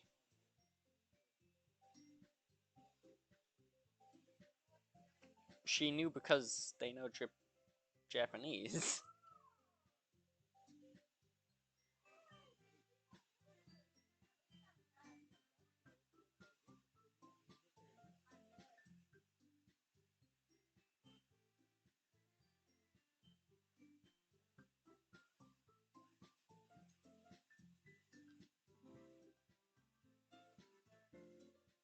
No, no, no. In translation,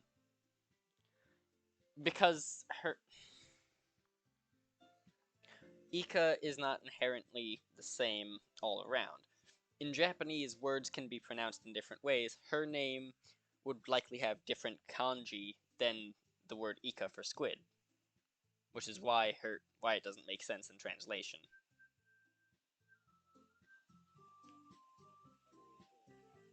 What do you mean? How did she know that?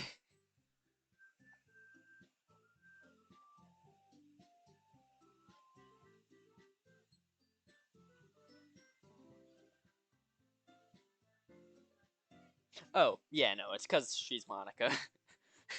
Like, that is definitely a part of the whole she knows type thing. It is sort of part of the plot. Now that you're explaining it, my brain's understanding what you were meaning.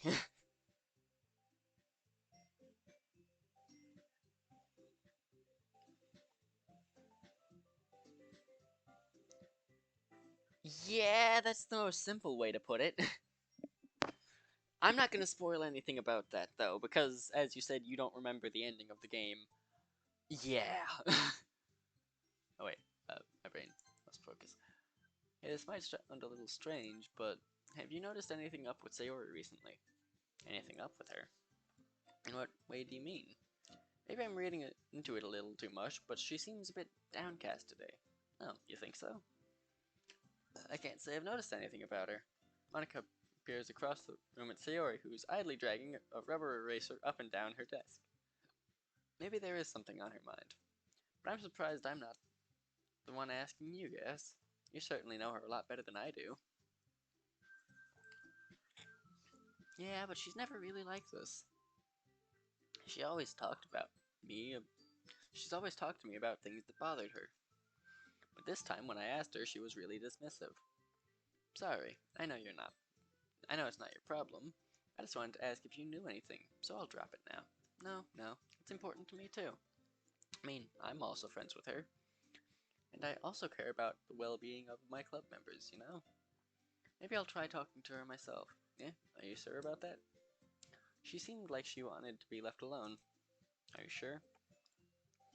Maybe she just had a hard time bringing it up with the person of interest. Person of interest? What do you mean by that? I'm saying that maybe the thing on her mind is you, Cass. Me? How on earth would you come to that conclusion? Well, I probably shouldn't say too much, but Sayori talks about you more than anything else, you know? Eh. She's been so much happier ever since you joined the club. It's like an extra light was turned on inside of her. What? No way. Sayori is always like that. She's always been full of sunshine. It's not any different now than it always has been. You're so funny, guys. Have you ever thought that maybe you've always seen her as so cheerful? Because that's just how she is when she's around you. For real, man.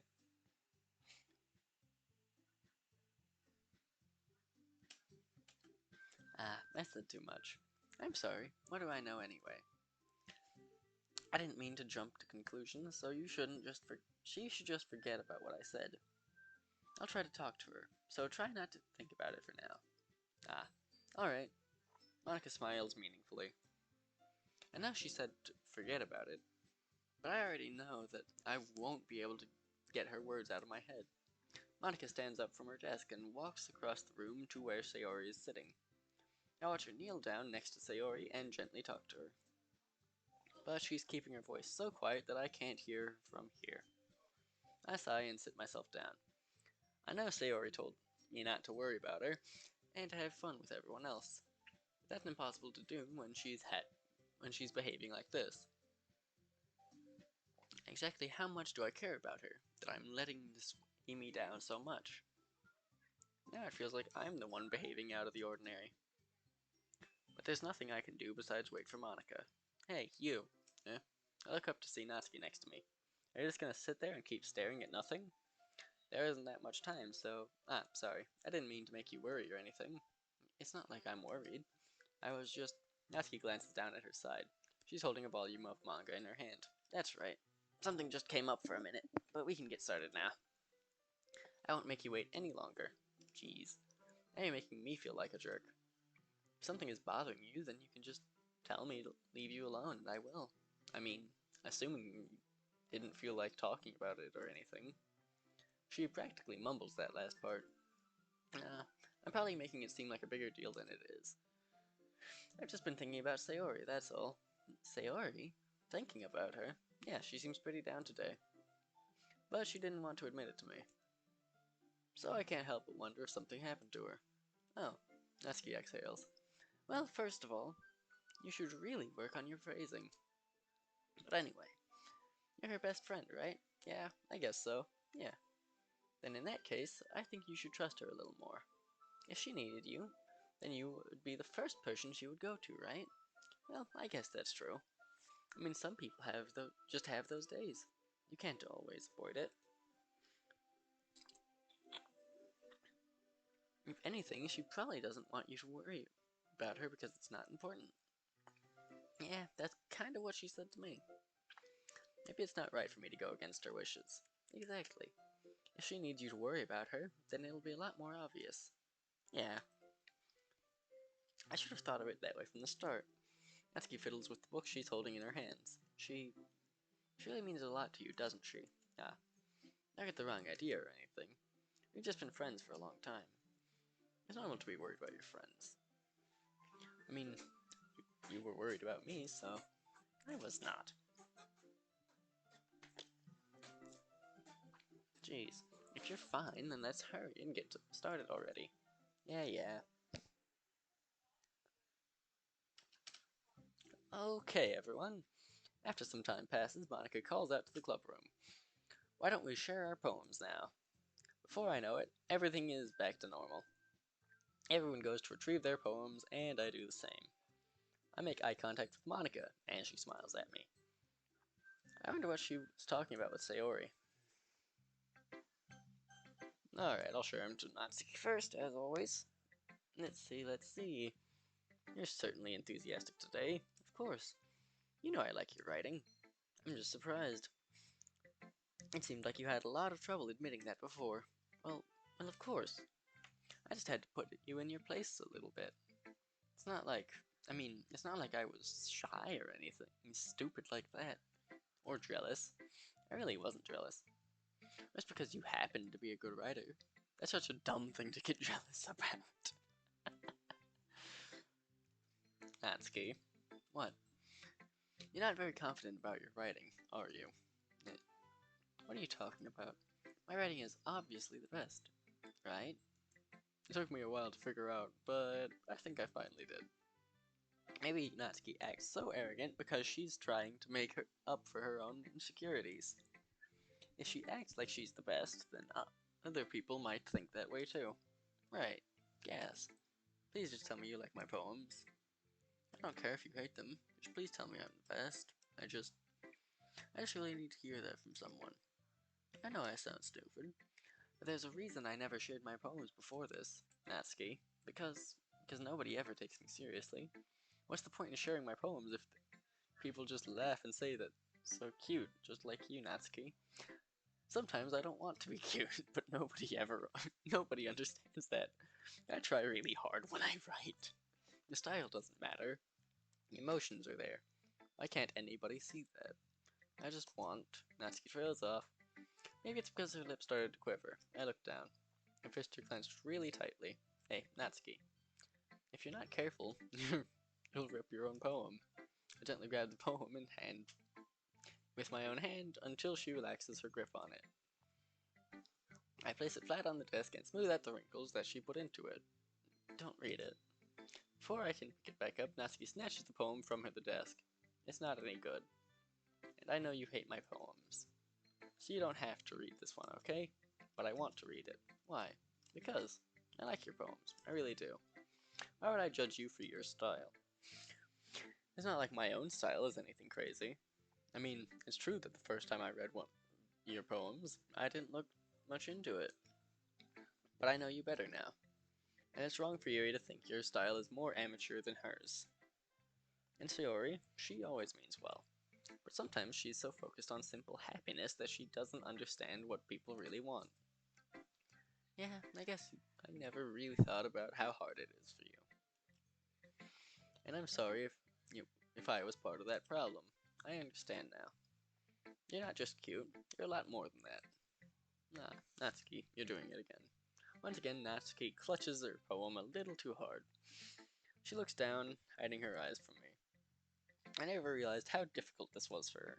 Finally, she forces herself to extend her arms and set her poem on the table. You can read it. Just turn that way. I don't want you to look at my face right now. Okay, I will.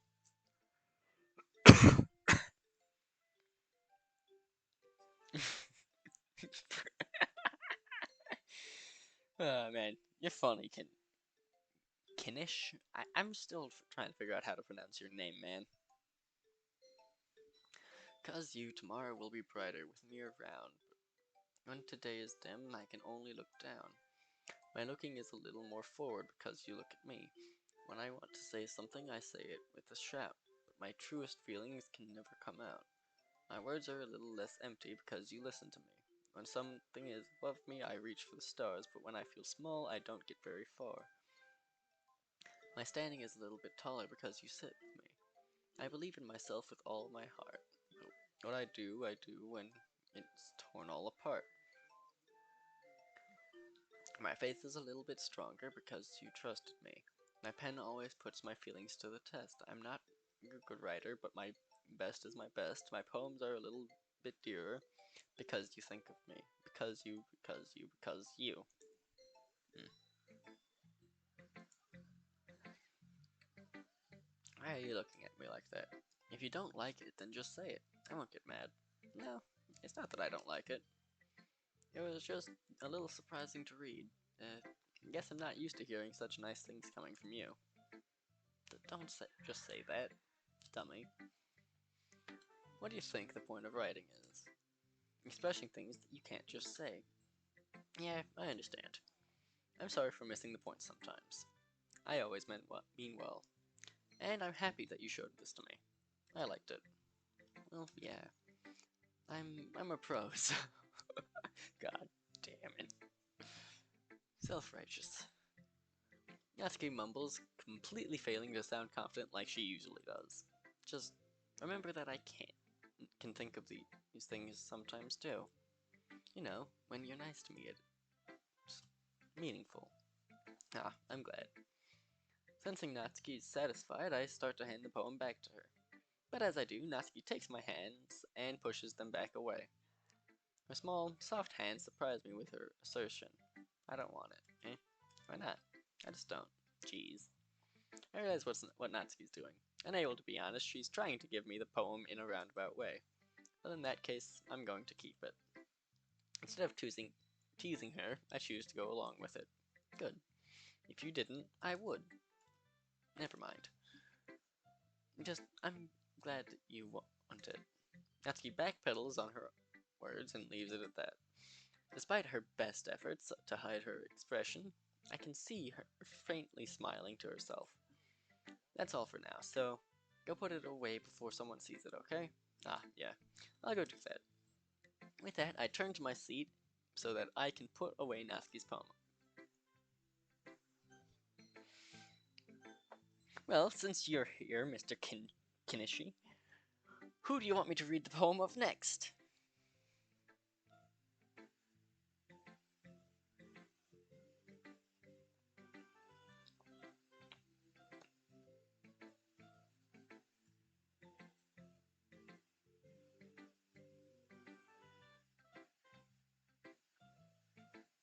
All good, man.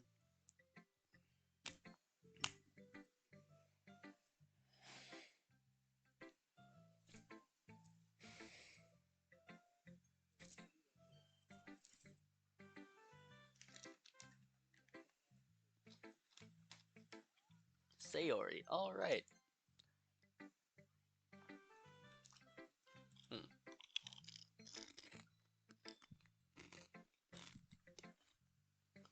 It's nice, I guess. Come on, I can already tell you don't like it. Well, you don't need to worry about what I think.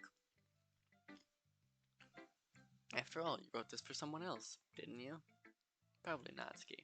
Eh, I didn't write this for anyone specifically. Maybe. That's not really what I meant, though. But it's okay. You're making new friends, just like I was hoping. That makes me really happy. And you're happy too, right? In this club? Well, of course I am. Good. That's all that matters to me. Thank you, Cass. Sayori, is there something wrong? Huh? No, nothing. I'm just a little tired today. Alright. Just tell me if you need anything. I will. Don't worry about me, okay? You can go play with everyone else now, if you insist. Yay. I'm gonna go home a little bit early today. Sayori, tell Monica I wasn't feeling well, okay? I'll see you tomorrow. Before I can say anything else, Sayori cheerfully walks out of the classroom, humming to herself. Nope, we didn't get to read Sayori's poem, and I kinda remembered that happening. Alright.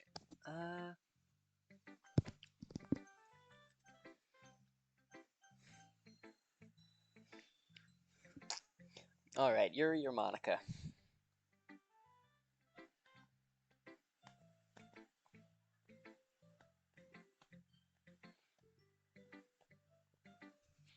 Monica, alright. Oh wait, misclick. I misclicked. Well, I guess we're going with Yuri. It's fine. At least hers are good poems. He doesn't look too enthusiastic about spending time with me. I guess if she changes her mind, she'll come to me. But I should leave her be for now. Oh, just flat out skipped.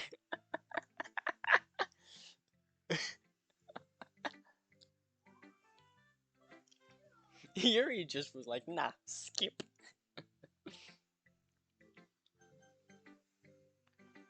That was definitely something. Didn't even get to read a poem. Just got skipped. I guess.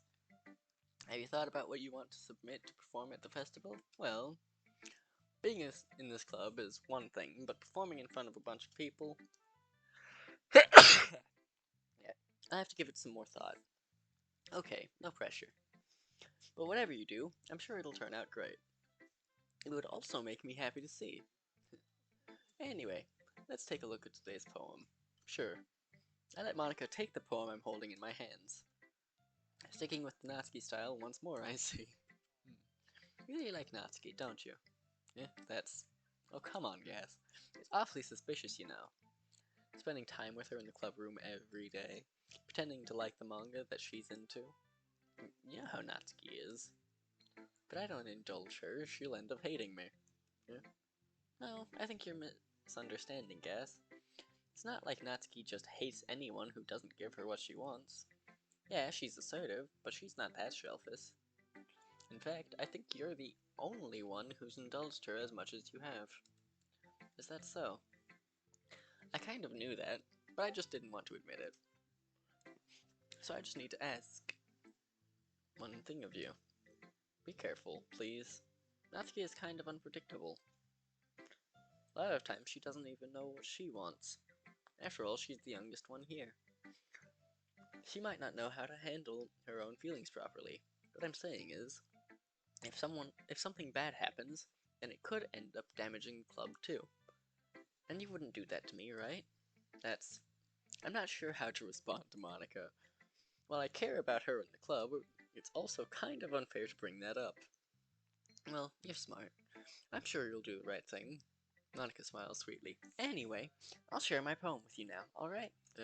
Alright.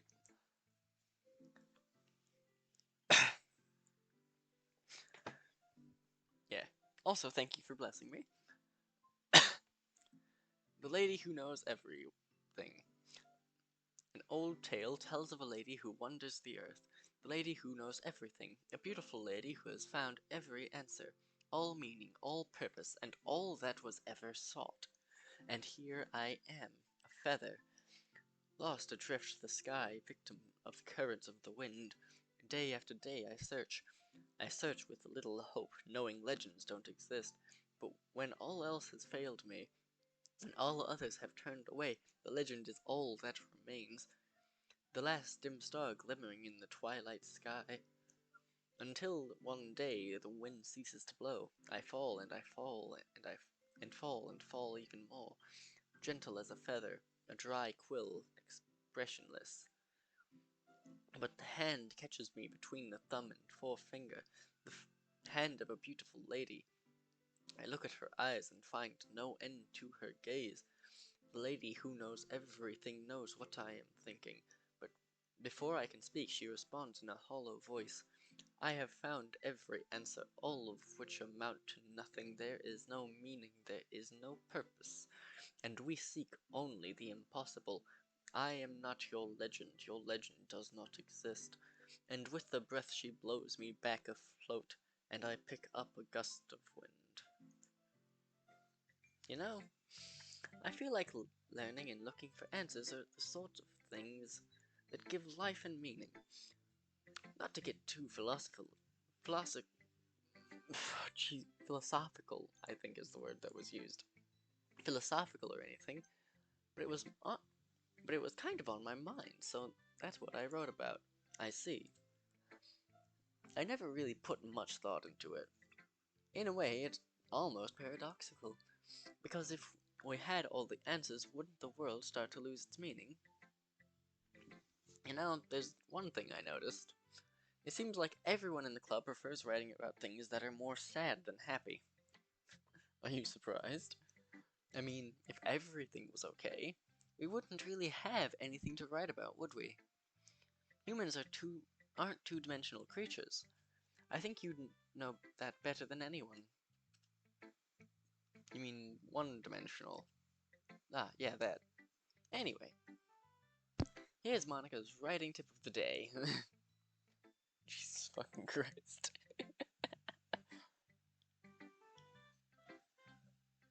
Yeah, no, Natsuki's really easy to like as a character. She's kind of sweet once you actually start talking to her. Yeah, no, she did it again. Are you ever too shy to share your writing because you're afraid it's not that good? It can be really disheartening to get a lukewarm response to something you put so much into. But if you find other people who enjoy writing, then sharing becomes a lot easier. Yeah, no, the two-dimensional thing was greatly done. She places a lot of spots that are just boom, done. Because instead of just telling you that your writing is good or okay or bad, they'll want to focus more on everything that went into it and the things you can work on. It's much more encouraging that way, and it will make you want to continue improving. It's almost like having your own little literature club, don't you think? That's my advice for today. Thanks for listening. Oh, there. Okay, you three. We're all done sharing poems, alright? Why don't we start figuring out? Hold on a second. Is it just me, or did you say something strange just now? Huh? Something did sound a bit strange, that's right. You deviated from your usual catchphrase when addressing the club. Catchphrase? I don't have a catchphrase. Jeez. Why is the mood so weird today? Look, even Yuri isn't immune to it.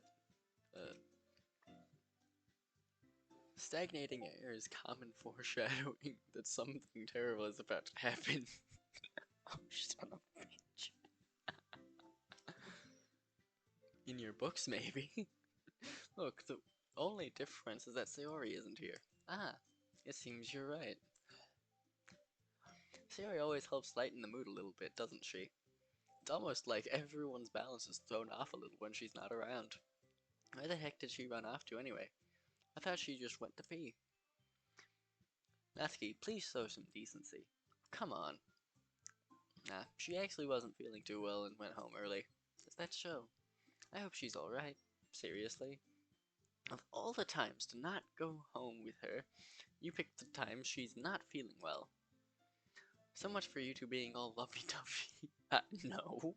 First of all, stop misunderstanding my friendship with Sayori. And second, she's kind of been avoiding me today, so I didn't want to force it. Huh? That curious expression coming from Yuri of all people? Calm down, guys. I talked to her earlier and everything is fine. What did she say? Anyway, we need to figure out the rest of the festival preparations, so... Jesus Christ, just flat out. Oh.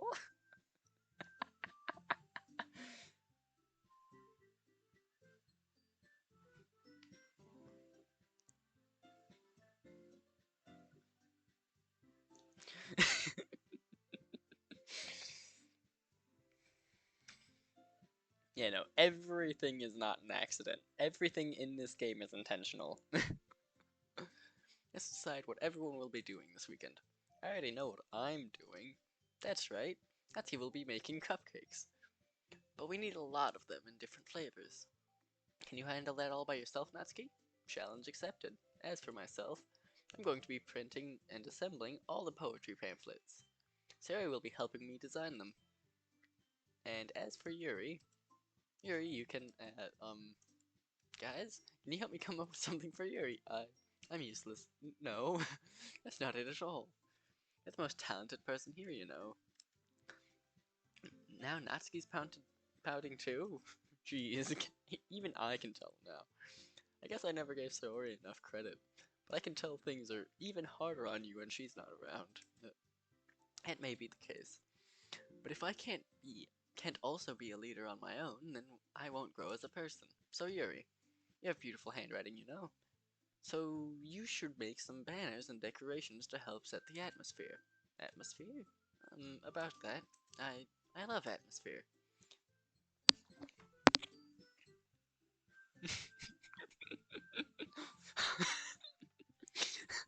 No, you're not useless. We're sure you have a purpose.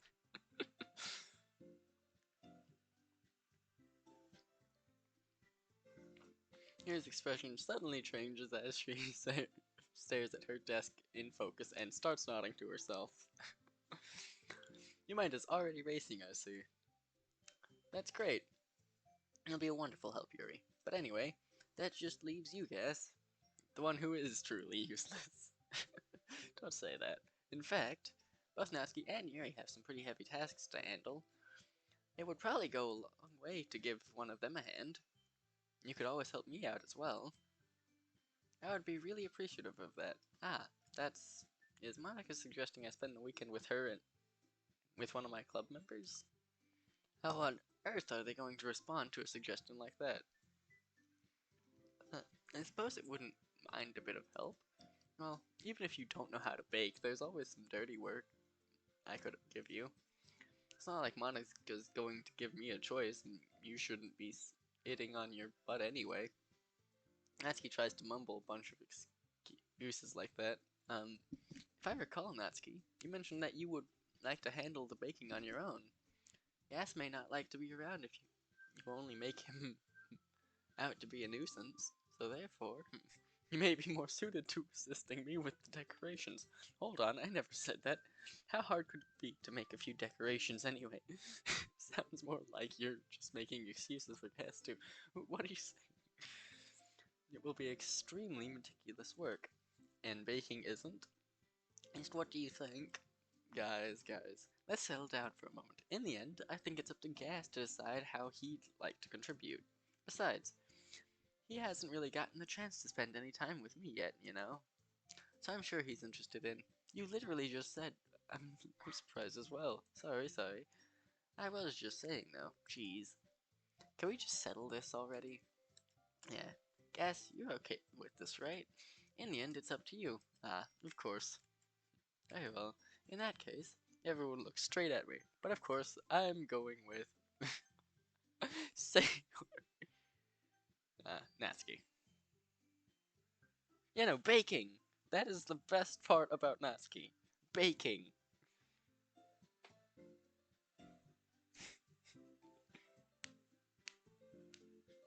Baking. Well, baking sounds like it could be fun. And you guys made it sound like a lot of work, so it could probably use 2 people. Don't worry, baking is a ton of fun. You'll definitely agree. Just a minute ago, you were saying that's because. Never mind, okay? Well, anyway. You'll be fine by yourself, right, Yuri? Of course. I'm used to it, after all. Poor Yuri. That's good. Even though Yuri is being melodramatic, it's a little hard not feel bad. So that's everything, right? Anything else we need to talk about? No, I think that's it. Are you guys excited? Yes, everything except the performance is gonna be awesome. I don't think that really counts. What about you guys? Me? I guess you could say I'm interested to see how it'll turn out. That's good enough for me. What about you, Yuri? Yuri? She's still sulking. Natsuki starts pouting too. It's not that big a deal or anything. Well, it might not be just that. Yeah. I think that Yuri might just be feeling a little underappreciated in general. Having to come up with something for her to do and then nobody offering to help. That doesn't mean.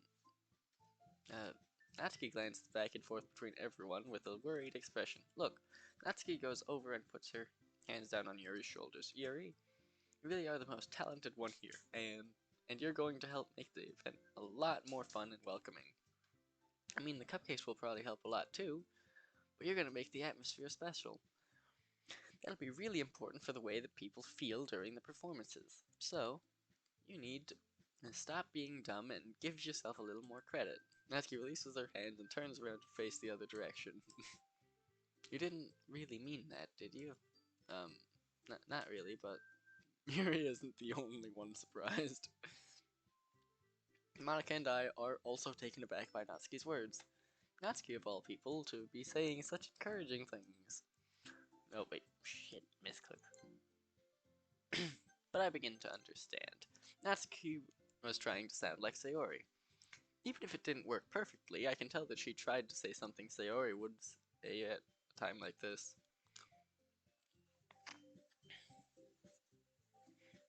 We're not going back. Breaking. Besides, this is the ending I'm going for anyway. Because Sayori always helps everyone smile and feel good about themselves, I'm sorry for being dumb. I'm going to do my best.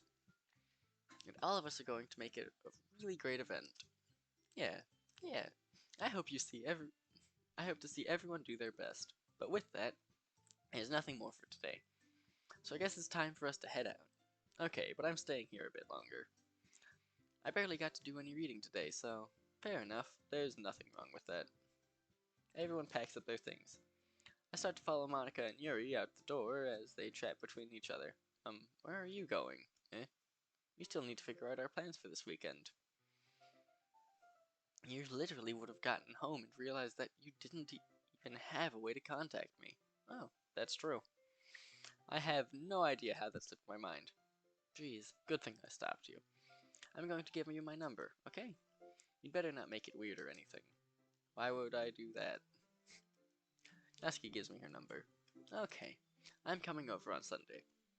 I'll bring all the ingredients. Wait, you're coming to my house? Well, yeah. What's wrong with that?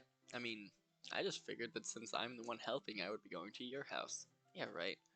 Like I could have a guy over my house. My dad would kill me. Really? That's kinda strict if you ask me. Yeah, how do you think I feel? I can't do anything when my dad is home. Anyway, I just needed to complain for a second. We have each other's numbers now. That's all I needed from you. I guess I'll text you when I'm coming over. Alright, fine by me. Yeah, I'm really gonna show you why I love baking so much. So you better look forward to it. Oh? Uh, I think in the original one she is, but in this one they're over 18. Like, they're all college students. I don't know why they had the original one be younger. It's weird.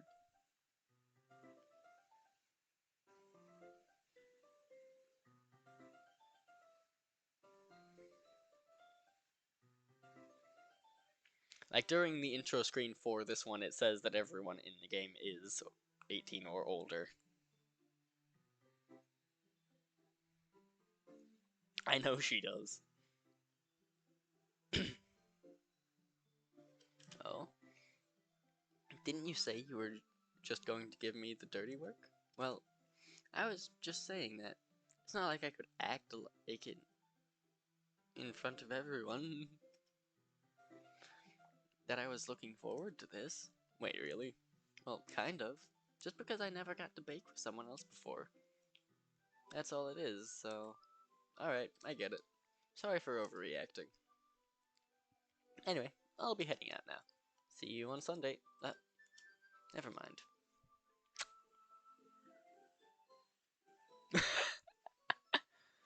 That would be funny, man.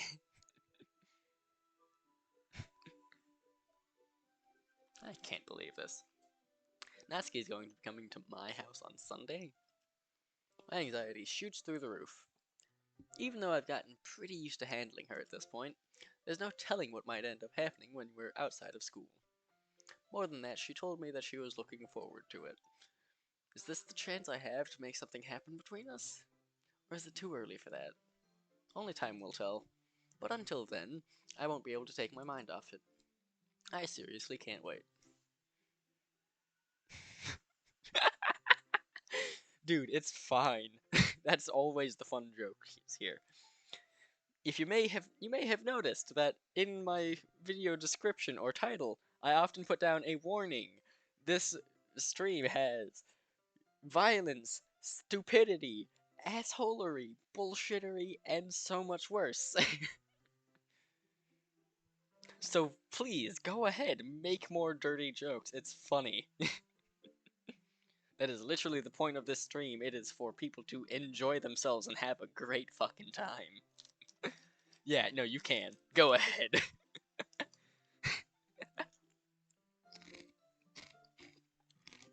Here, hold on. Let me read my exact title for my streams. Trigger warning, swears, dumbassery, flashing lights, etc. I should probably include more normally, but hey, I don't because I don't give a shit. I have a fun time, and that is the pure purpose of my streams.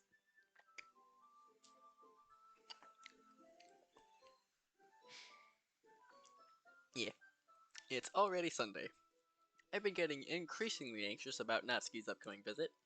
I keep telling myself there's no reason to be nervous, but it doesn't help much. I wonder if she'll act any different when it's just the two of us. Meanwhile, she's been texting me a lot. We sent each other one after exchanging numbers to double check, but it turned into conversation. She's almost a different personality on Wait. She's almost a different personality on the. That grammar does not grammar.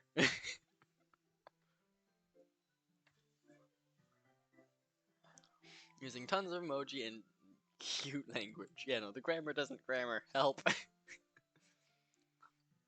This is supposed to be a literature game. The grammar is not grammaring, but it's supposed to.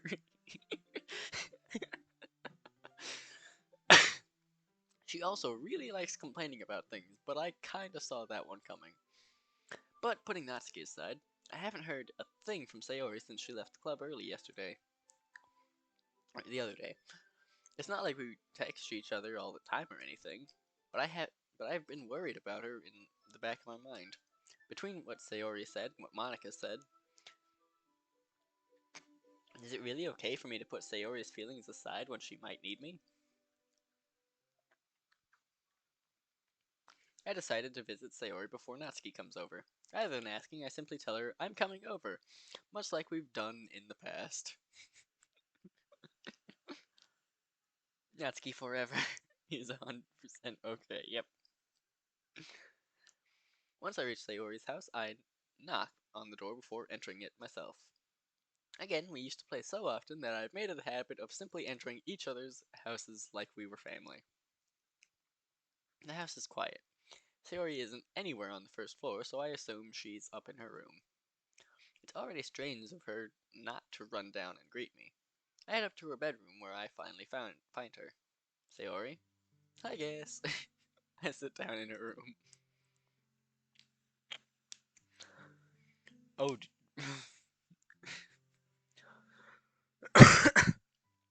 Okay, I'm gonna ask you this in a vague way. How much do you remember of the normal game?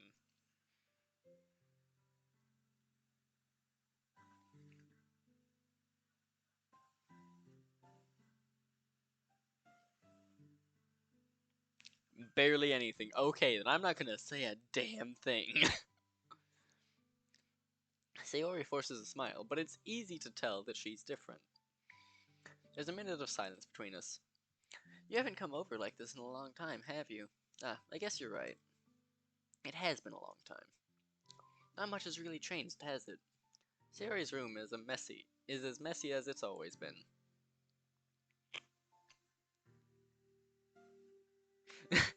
Do you want me to spoil it?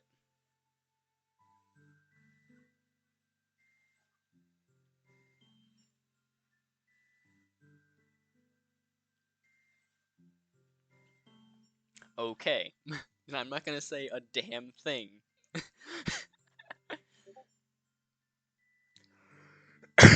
Good idea, man. I also recognize the same stuffed animals and wall decorations that she's had for years now. If you came over more often, it wouldn't be such a mess. That's because I end up cleaning it for you. How come you suddenly wanted to come over today? Aren't you supposed to see Natsuki today? Yeah, but wait, how did you know that? Sayori had already left by the time we decided that last meeting. Monica told me. It's only natural for her to keep me informed about the festival preparations, right? Ah, that's true. But what about you? Aren't you going to be helping Monica today? Of course. But I'm just helping her online. We didn't plan to meet up or anything. Ah, so it's just me and Natsuki then. Yep. There's more silence between us. Sayori stares in a random direction. Everything about her behavior is really uncharacteristic. I finally get to the point. Monica is a bitch.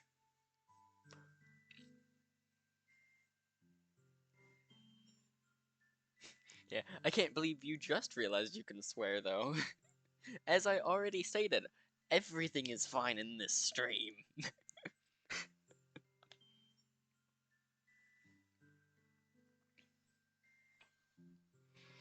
I just wanted to see how you were doing. After you left on Friday, when when something's wrong, you can't hide it from me. I know you too well. So, Sari smiles, shaking her head. That's no good, Gas. Eh? Why can't it be just like it's always been? Wait, why can't it just be like it's always been? This is all my fault. If I didn't get so weak and accidentally express my feelings, if I didn't make that stupid mistake, then you wouldn't have been worried about me at all. You wouldn't have come here. You wouldn't have even been thinking about me right now. But this is just my punishment, isn't it? I'm getting punished for being so selfish. I think that's why the world decided to have you come over today. It just wants to torture me. Sayori. He grabs Sayori by the shoulders. What on earth are you saying? Are you listening to yourself right now? I know something happened to you. There's no other explanation for you to be like this. So tell me already. Until I know, I won't be able to stop thinking about it. Sure gives me an empty smile. You really put me in a trap, Gas. But you're wrong. Nothing happened to me. I've always been like this. You're just seeing it for the first time. Seeing what? What are you talking about, Sayori? You're really just going to make me say it, aren't you, Gas? I guess I have no choice this time. The thing is, I've had really bad depression my whole life. Did you know that? Why do you think I'm late to school every day? Because most days I can't even find a reason to get out of bed. What reason is there to do anything when I fully know how worthless I am? Why go to school? Why eat? Why make friends? Why make other people put their energy and caring to waste by having them spend it on me? That's what it feels like.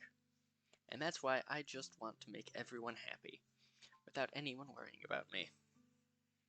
You know, Sayori's got some really sadness.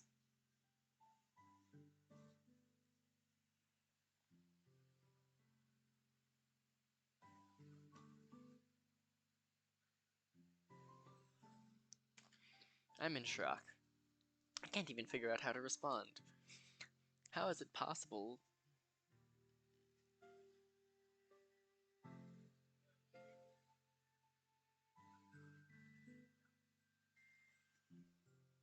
How is it possible that Sarah kept this from me the entire time that I've known her? Did she really want so badly for me to just not think about her? Why, Sayori? Why is it that you've never told me about this? It almost feels like I've been betrayed as your close friend. Because if I knew, I would have done everything I could to support you. Even if there's only so much that I could do. I would have tried a little bit harder to make every day a little better for you. That's why I'm your friend. All you had to do was tell me. You don't understand at all, Gas. Why do you think I didn't tell you? Because if I told you, then you would have to waste effort caring about me instead of doing important things. I don't want to be cared about. It's bittersweet when people try to care about me. It feels nice sometimes, but it also feels like a bat being swung against my head. That's why I wanted so badly for you to make friends with everyone else. Helping everyone be happy together is the best thing for me. But then, I discovered something else too. Seeing you make friends and get closer with everyone at the club, it feels like a spear going through my heart. So that's why. That's why I decided the world just wants to torture me. Every path leads to nothing but hurt. You're right that I don't understand. I don't understand your feelings at all, Sayori. But I don't need to understand. Whatever it takes for me to help you stop hurting, that's what I'll do. No, Gas. There's nothing. Nothing at all. The only thing that could have helped is if everything could be like it always was. But I was selfish. I finally showed you what a horrible person I am. Tears streaked down Sayori's face. I made you join the literature club because I was selfish. And I was punished by my heart hurting in a way that I couldn't understand. And now that you came here, and I made you hurt too, I'm just weak and selfish. That's all I am. And that's why I'm going to accept these punishments, because I deserve every last one. Damn! Without thinking, I once again grab Sayori's shoulders. This time, I pull her into a tight embrace. Gas, Sayori, I don't care if you feel selfish. I'm really happy that you convinced me to join the club. Seeing you every day makes it worthwhile enough. If I make friends with everyone else, that's just a bonus. But please, never underestimate how much I care about you. I wouldn't have it any other way. Gas. Sayori isn't hugging me back. Despite my arms being wrapped around her, Sayori's arms remain at her sides. She starts sobbing next to my ear. No, don't do this to me. Please don't do this, Gas. Sayori barely manages to speak between her sobs. I don't know if I'm doing the right thing, but all I want is for her to know that I care. If you have it in you to call yourself selfish, then you have to let me be selfish too. No matter what it takes, I'll figure out what needs to change. I'll make these feelings go away. And if there's anything that you need me to do, then you'd better tell me. I'll get mad if you don't. What the hell? Is that a new follow? No. Oh, I got raided! Yo, Bones, thanks for the raid, man. Always good to see you coming by.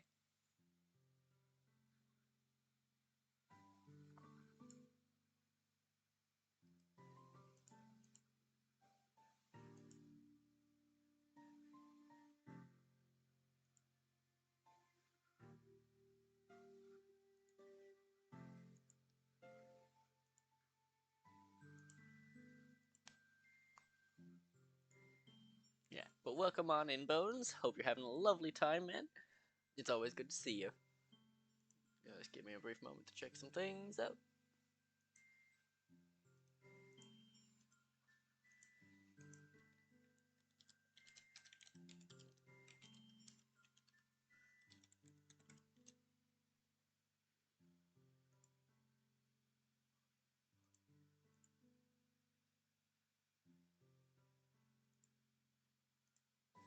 Alright, continuing on though.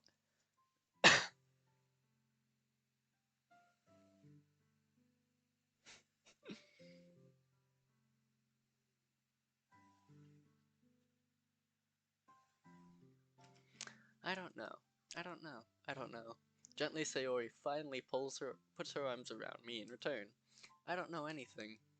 It's all really scary. I don't understand any of my feelings, Gas. The only time I'm not feeling nothing is when I'm feeling pain. But your hugs are so warm, and that's really scary too. Poor girl. Sarah lets me go, as she does, so I let her go as well. The festival is tomorrow. Yeah. It's going to be fun, right? Yeah. How would you like for me to spend it all with you? Uh, um, uh, it's what I want. I promise. I think that would be nice, then. Yeah. Sayori wipes her eyes. If I could spend the whole day here, I would. Of all days, this has to be one where I have other plans. Maybe I should cancel. No, don't. Please don't. If you did that, then I really wouldn't forgive you. But it's almost time for Natsuki to meet me at my house. At the very least, do you want to come along and help out? It would be fun. To my surprise, Sayori shakes her head. I'm sorry. I don't know if that would be very good for me today. You understand, right? Ah, it's kind of hard for me to fully understand, but I'm trying my hardest. It's okay. Don't worry too much about it. I'll see you tomorrow, okay? Alright. I look forward to it. I say goodbye to Sayori and exit her house. On the way home, I find myself feeling uneasy. But it's hard for me to keep thinking about it when Natsuki is about to come over, too. I think Sayori is right. I shouldn't be worrying too much. And we're definitely going to have a great time tomorrow. I should just focus on what's ahead of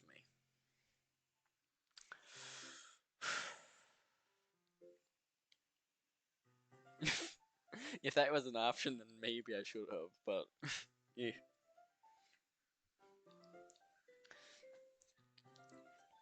But trust me, I'm going to do everything in my power to make sure things go well.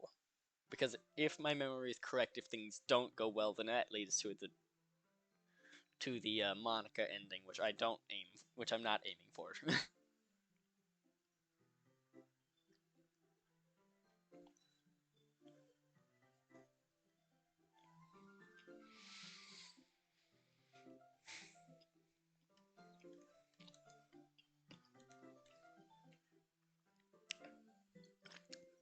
Alright then.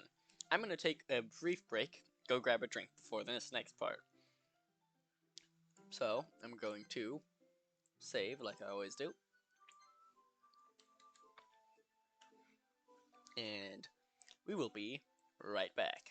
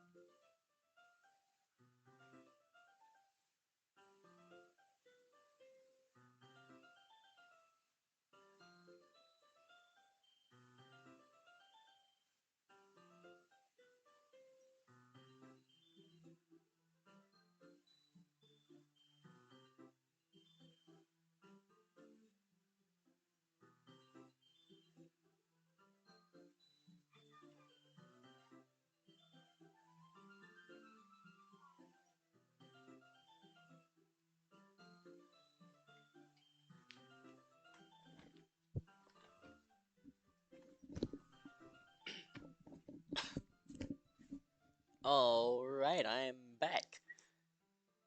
Back to the game we go. I simply had to step out to grab a drink real quick. I spent only a few minutes back home, anxiously waiting for Natsuki's arrival.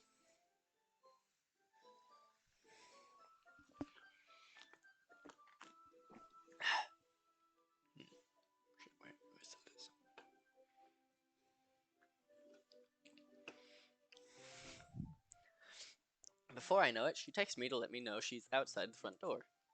Without delay, I open the front door to let her in. What's up? Hey.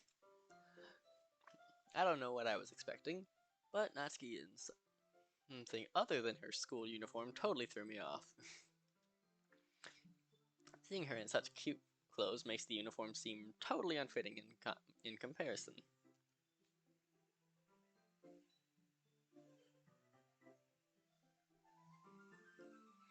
You know, she's very adorable, very cutesy, is her outfit style of choice. Geez, don't make it feel so awkward already. It's going to be a long afternoon, so don't be weird just because you're not used to seeing me outside of school. Anyway, I'm coming in. I see you brought a lot of stuff. Natsuki is carrying a large bag that is probably full of baking supplies. Well, I didn't want to come all this way to find out that your kitchen isn't equipped for the job. You brought everything I asked you to, right? Yeah, I did. Yesterday, Natsuki asked me to buy a bunch of ingredients if I didn't already have them at home. Good. Glad I could count on you to do your part. Well, of course. I'm surprised to hear Natsuki suddenly say that, rather than something snarky like she usually does. Could it be that she's a little different outside of school after all? Anyway, let's go to the kitchen. What, you're not even going to offer to take this heavy bag from me? Where's your hospitality, Gas? Come on. Since when did I need to be a gentleman? I grab the bag Natsuki holds out to me. This is ridiculously heavy. I carried it all the way here. Are you impressed? I see now. Yeah, I'm impressed, Natsuki. It seems like I always underestimate you. It's because I'm so small, isn't it? You jerk. You know, the cat is like, look at the cat. It's right there. The kitty cat. Pet the kitty.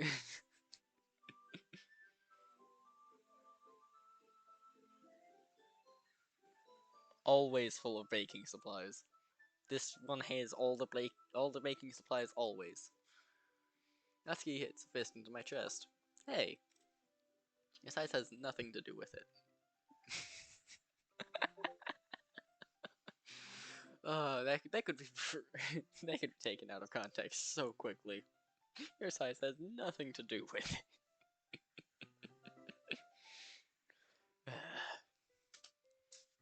Do you really hate being small that much? Yeah. It's not like I hate it. I mean, sometimes I like proving people wrong when they only think I'm worth my size. It's fun when I get to be small and also better than other people. But, geez, never mind. What are you making me say? Don't think you can. Don't think you can make me talk about weird things just because we're not at school. Are you getting started or what? There's a lot of stuff I gotta teach you. Hold on, there. I've got to check something real quick.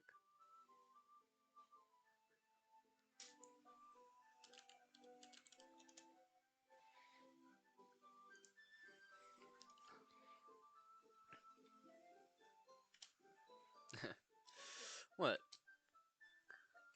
There's a little bit more like. That's a little bit more like you. You're more fun when you just speak your mind like that. Hey, now are you treating.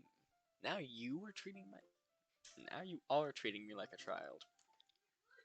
I was just trying to be a little nicer to you, you know? And just because I don't have a mature, sexy figure like Yuri does, doesn't mean you should treat me like.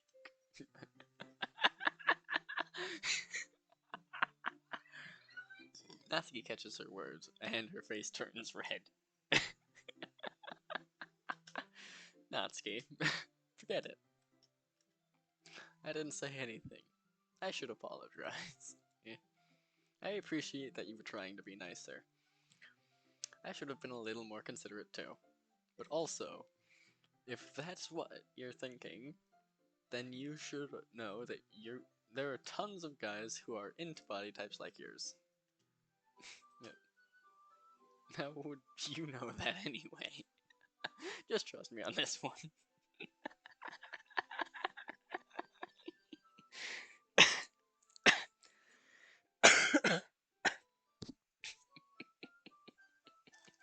This shit's got me dying, man.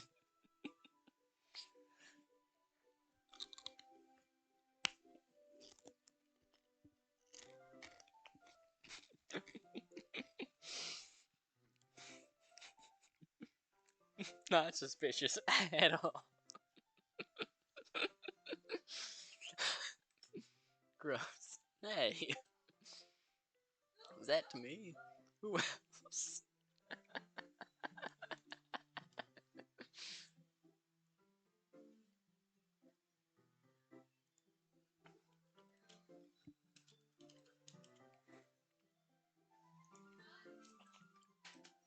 Man, let's just get started already.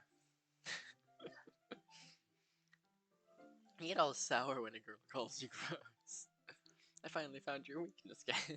Natsuki smiles devilishly. Or deviously. How do you know? Definitely not because I like you. No, no. Please spare me. Well, if Natsuki decides to dish out more insults like that, there's no way I'm not fighting back. But she's satisfied enough for now. Finally starting to pull things out of her bag so we can get started. Before long, the whole kitchen is a mess. Spoons, dirty bowls, flour, spilled fluid, and plastic bags are strewn about every countertop. The mixer isn't big enough to make all the batter at once, so we had to do it several times. Meanwhile, Natsuki is babysitting all of my movements to make sure I don't mess up her precious baking. Gas, where did you put the food coloring? The batter is going in the oven soon, so I need to fill the trays. I think it's still in the bag next to the table. What are you using it for? To color the batter, of course. I'm making each tray a different color. That's why even if the flavors aren't different, everyone can still pick their favorite. Ah, that's a cute idea. Are we doing anything like that with the icing? Do you want to? You're asking me? I don't really have a preference, so come on. I'm not putting any heart into this at all. Can't you at least try to have fun?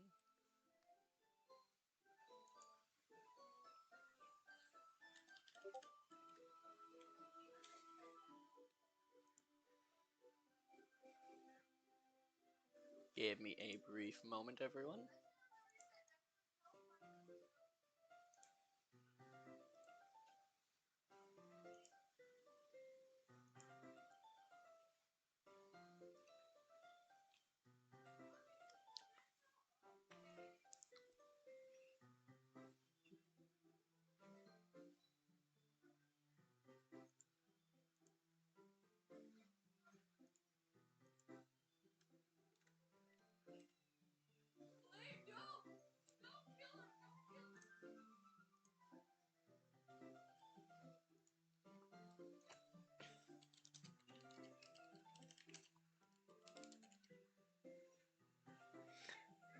Yeah, that's my Discord. Sorry, man.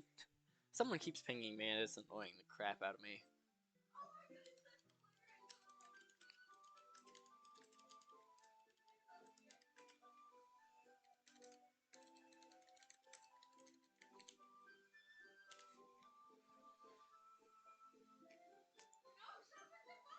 Can you at least try to have fun? I'm having fun. I'm not really sure what Natsuki is trying to get out of me.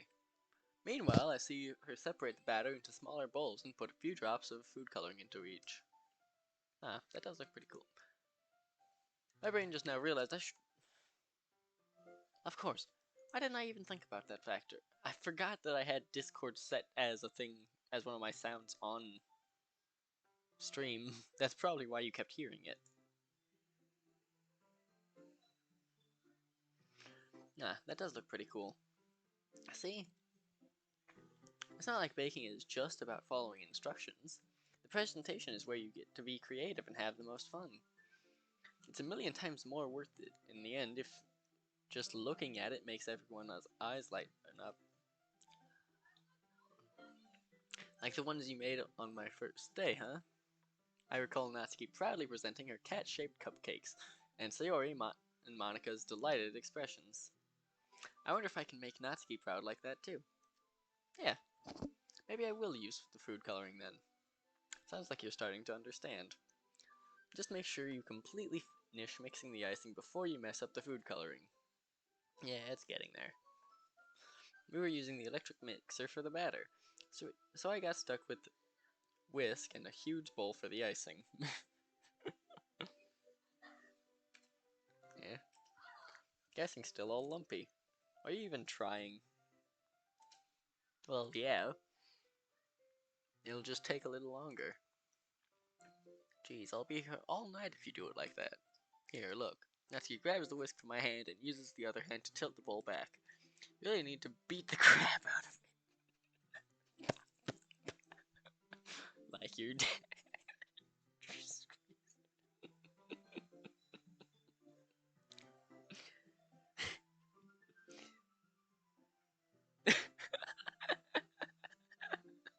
Beats that crap out of it like you're dead.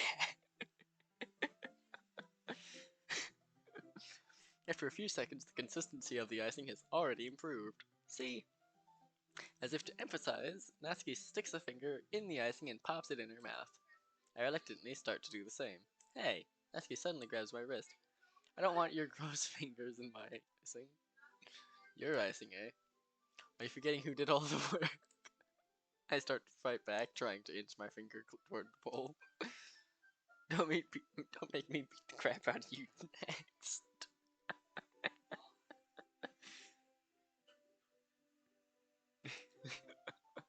I'd like to see you try. I push harder, just enough for my finger to reach the icing. I triumphantly scoop some with my finger, just as Natsuki tugs with all her might. Well done. Jackass keeps pinging me.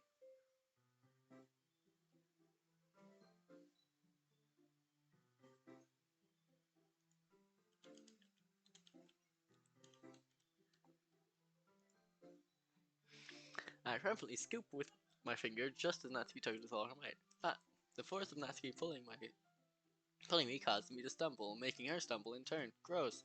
You got it on my face. Whose fault is that?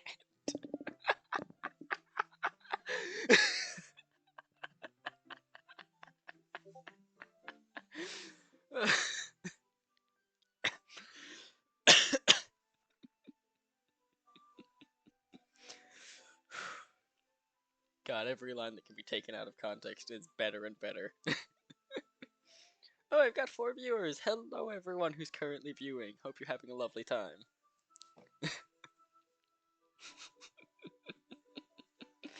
No denying what, man? Because I'm having fun with this. Oh, yeah, no. If my memory is correct, there's something like that that happens, but as I said, my memory is a bit foggy.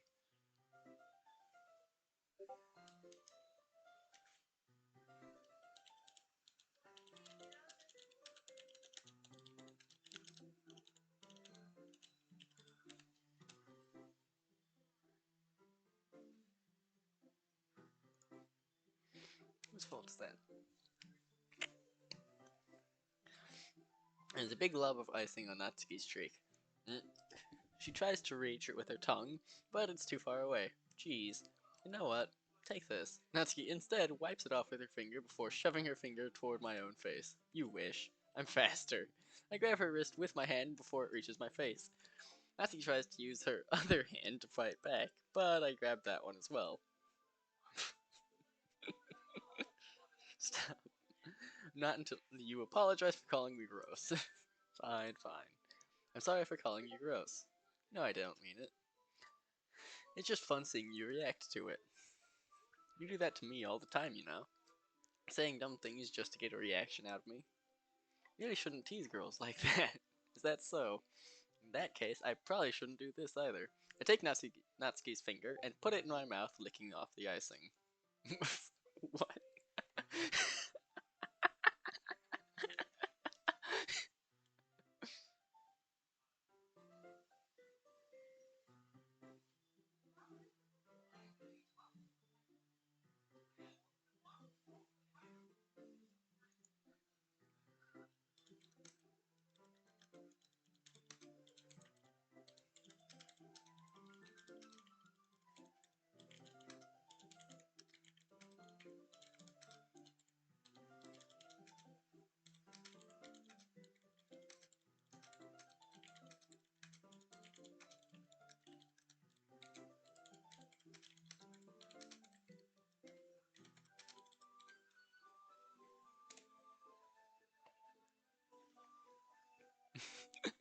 Honestly, your commentating is fun too.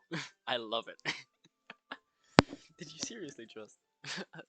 Natsuki is so surprised that she can't even figure out how to get mad at me. Her face is entirely red. Yes, you really shouldn't do that kind of things to girls unless you really like them. You know that, right? What kind of question is she asking me just like that? How did the mood turn to this so quickly? Natsuki gazes at me in silence. I notice her shallow breaths. Why am I starting to feel dizzy? Out of nowhere, the fire alarm starts going off. Natsuki rushes over to the oven. Is something burning? I thought you didn't put the cupcakes in yet. No wonder. You left a dirty tray in here, dummy. How could you make a mistake like that? You should have checked before turning the oven on. Don't blame me for your mistakes. Jeez. Natsuki uses an oven mitt to grab the blackened tray out of the oven. She sets it on top of the stove. In another moment, the fire alarm stops. Anyway, I'm putting them in the oven now.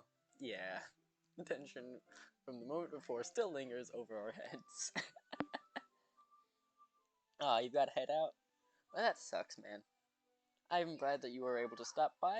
I will probably do another stream on this tomorrow if I don't finish it today. Which I probably won't finish it today. So, you know, feel free to come back again. Another type of cupcakes. Fuck yeah, man. I love you, man. You're fun. You are welcome in my streams anytime. Also, if you've got a Discord, I'd love to add you. Maybe you can do some commentating during that too.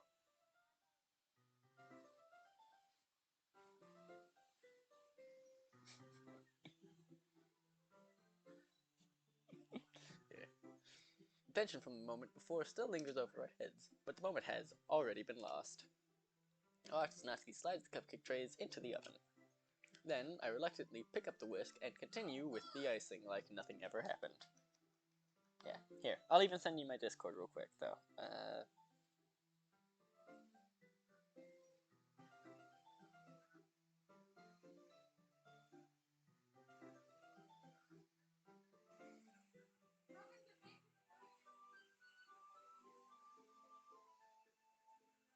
That should be my current Discord user. So just add that, and then I will add you back. Yeah. Even double checked it. Then I reluctantly pick up the whisk and continue with the icing like nothing ever happened. Ah, that smells so good. The cupcakes are ready to be pulled out of the oven. As soon as Natsuki opens the oven door, a blast of sweet-smelling warm air fills the room. Look at how cute they all look. She proudly shows off the different colored cupcakes in each of the trays. They'll look even better once we add the icing. Not like you need to tell me that. I brought decorating stuff, so I hope you can get creative. Here, scoop the icing into these bags. Natsuki hands me some plastic bags. Hold on.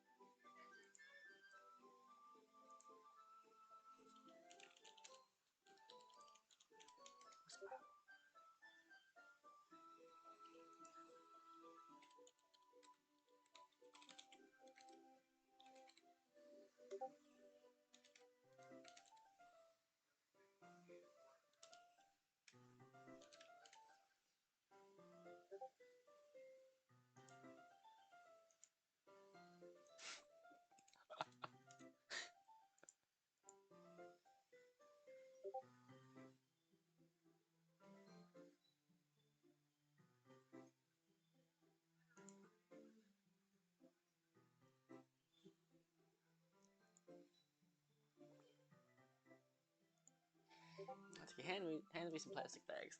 I have these nozzles that will make it look nice and fluffy. This one can even make flowers. I probably won't be using it this time though. What's this one for? Pick up one of the nozzles that has a much thinner tip than the others. That one's really thin, so you can use it to make stripes or even other patterns. But you can also use it to write stuff on a cake.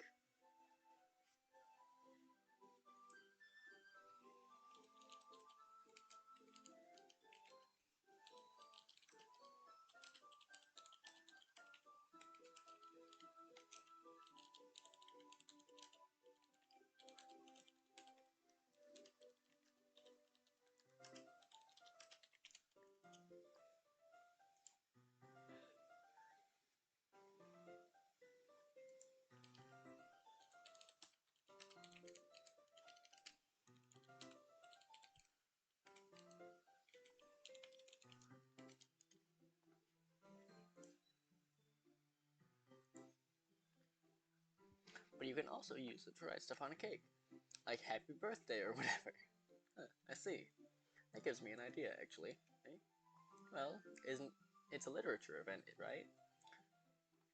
We could make it more literature themed by writing a different word on each of the cupcakes. It would be fun to see people choose their cupcake based on a word they like. I was kind of expecting you to say something really stupid. That's actually a really cute idea, so... Maybe I'm getting it from you. What's that supposed to mean? I'm not cute. Come on.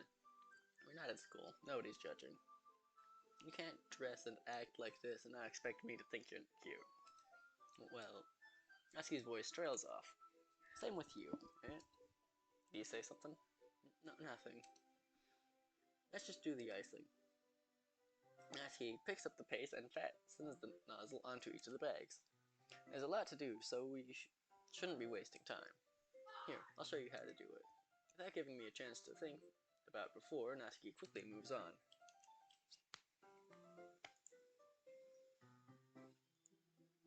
She shows me how to apply the icing, and then we each get to work. Finally finished, Natsuki puts them all side by side to admire our work.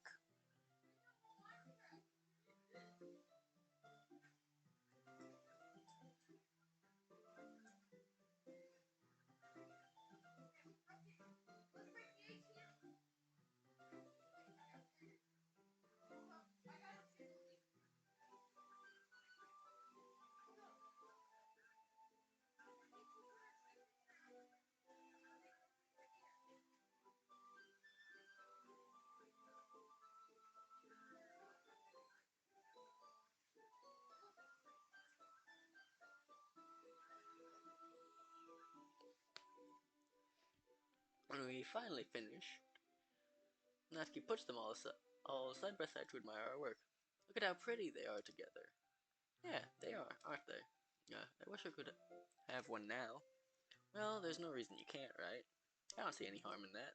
Well, yeah, but my dad's making dinner tonight, so I really need to save my appetite. Sorry is the exact opposite in that regard. If she was here, we'd probably be down 10 cupcakes already. And she would still eat dinner. Come on, that's just unhealthy. Besides, when my dad cooks, I need to eat as much of it as I can. Well, anyway, I was hoping we would have time for manga, but I need to be home for dinner. Aw, already? That's a shame. It's your fault for working so slowly. You should have thought about that. It's not like you'll always have this chance.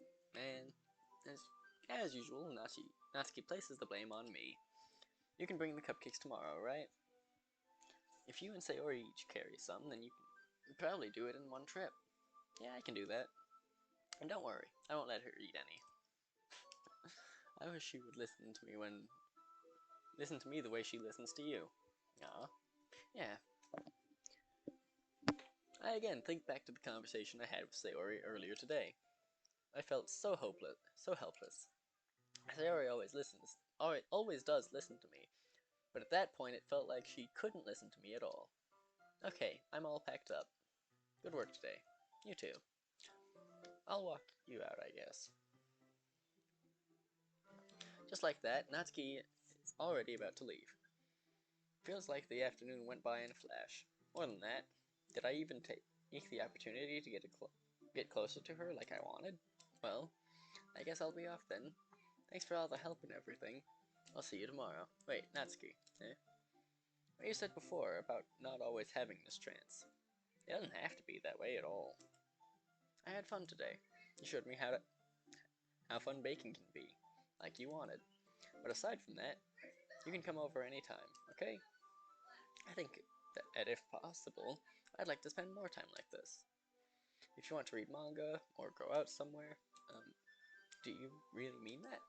Natsuki looks at me tensely, like she's trying to hide her expression. Yeah, I want to spend more time with you. Yes? I thought you only cared about getting this done. I'm sorry, I had to leave so early today. I really didn't want to. I would really stay here longer if I could. I feel the same way as you, so... Natsuki suddenly gets closer to me. Wait, Natsuki, standing inches from me, Natsuki looks up at me. I feel her fingers gently clutch at the sides of my shirt, as if holding on to me. Her rose-colored cheeks and matching eyes fill my vision along with her slightly parted lips. What is happening? My head starts to go dizzy as I feel her soft breaths against me. I felt it. For a while now. Natsuki suddenly jumps back. Sayori? Yeah. Hi, Gareth. Sayori. Just now, we weren't... It's okay, Gas. I just stopped by to say hi. Well, you should have come a little earlier. I'm already on my way out, so... Aw, really? That's too bad. Yeah, well, I'll still see you at the festival tomorrow, so it's fine. Just don't eat any cupcakes before then. Anyway, later. Hold on.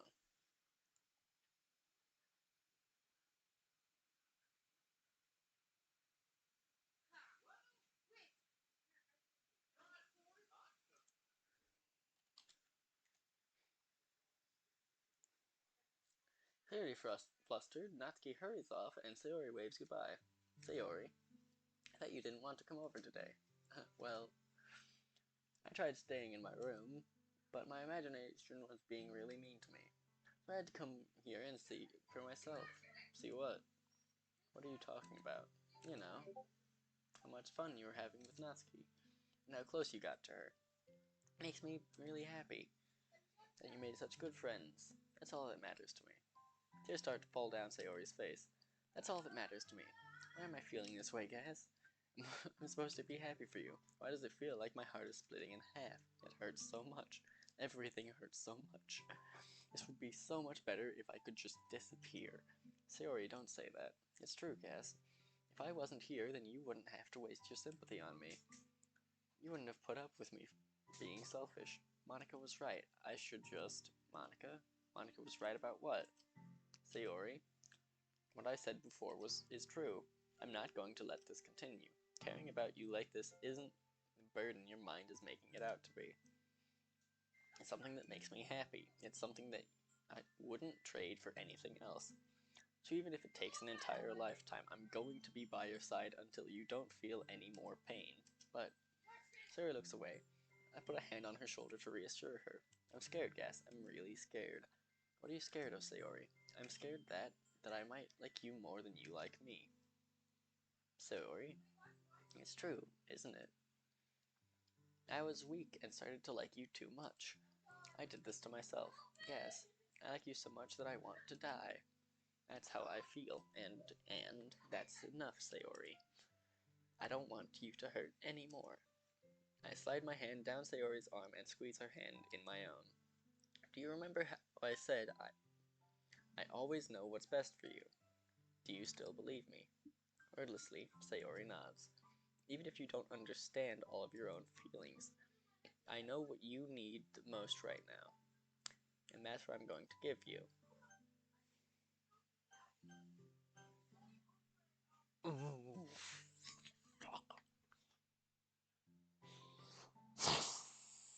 Okay, this is one of those hard moments, and I don't remember which one I'm supposed to choose.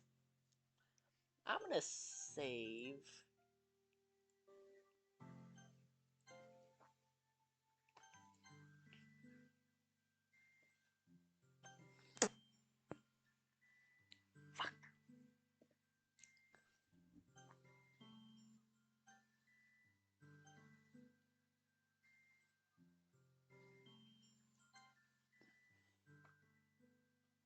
Best friend. It's just for things to be like they've always been. Monica told me the truth. She told me how much happier you seemed after I joined the club. I know that you're struggling with some really difficult feelings right now, but please trust me that I know what's best. That and what will make you happy in the end. I promise I'll help get things back to the way they were. I see. This smile through an incredibly pained expression.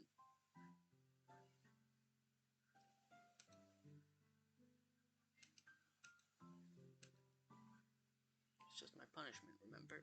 Jesus Christ, my brain forgot to read. Jesus fucking Christ. She forces a smile through an incredibly pained expression. It's what it feels like to get stabbed in the chest. I should write a poem about this. Sayori, it's okay. This is just my punishment, remember? For being so selfish. So please don't worry about these stupid feelings. I know you're right. I knew this whole time that there's no happiness down that path. That's why I came here. Just so I could get the answer I needed to hear. And the other thing. You're also right, and I just want to go back to the way it was. I realize that now. You really do know me better than anyone, Gas. I'll trust you with anything. Anything at all. Hello, Reed Blower. How you doing, man? Hope you're having a lovely day, and welcome to the broadcast.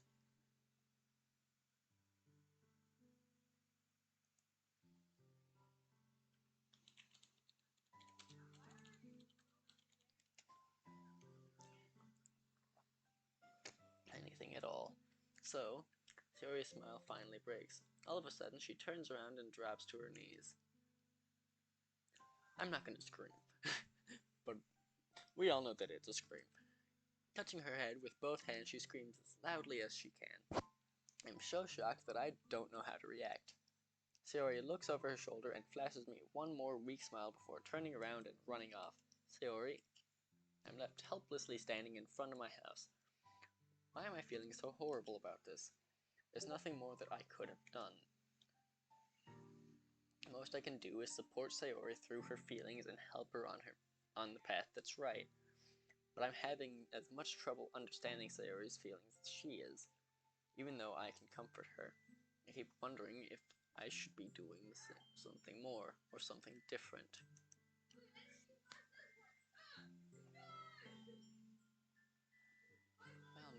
Oh, it was something on Onyx. I know the These thoughts will continue to plague me until things are back to the way they were. I'm going to give it everything I've got. Sori will always be my dearest friend, and I'll do whatever it takes to put a smile on her face every day. Fuck. I hope I made the right choice.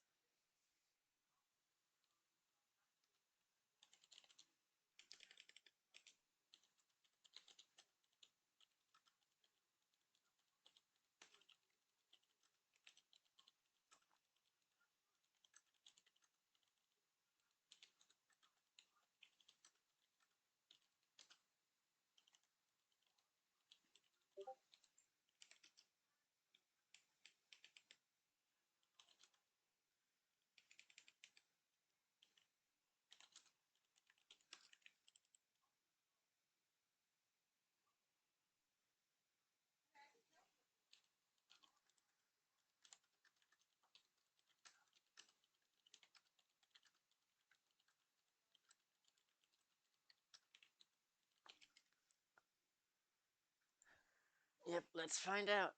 It's the day of the festival.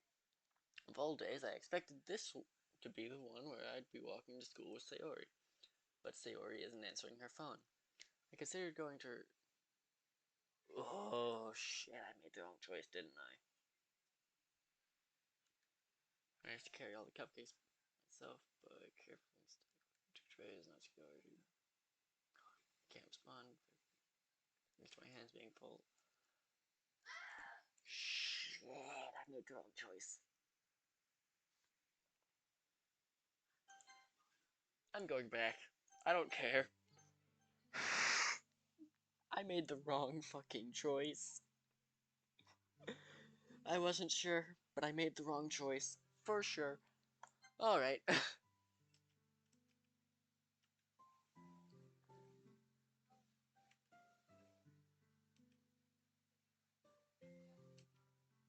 Being your friends and having fun with you every day, help them realize. You know, I'm gonna skip ahead for now, and I want to find out what happens if she survives. Like, that's all I'm after right now. I want her to survive at the very least. After which I'll redo this all tomorrow, and we'll see what happens from there. I'm just gonna skip ahead and hope for the best. As long as she survives, that's what my current goal is.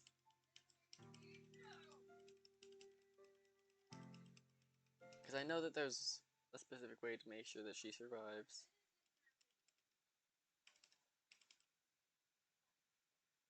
Shit.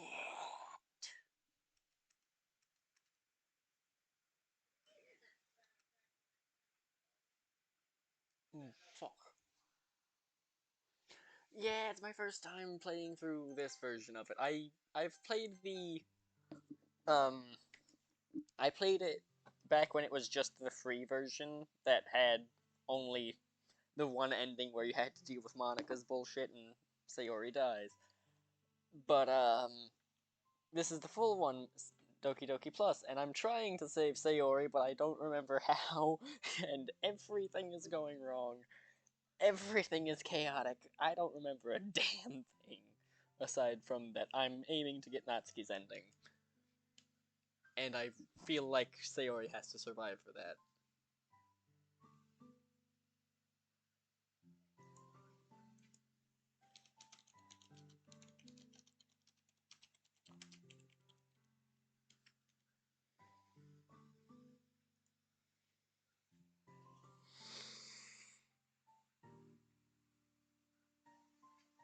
I remember that there's a way to save Sayori, I just don't remember how.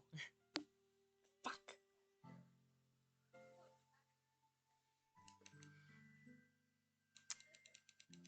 You know what, I'm gonna make this be my save for today. I will come back to it tomorrow. Because my brain is just panicking. And unsure.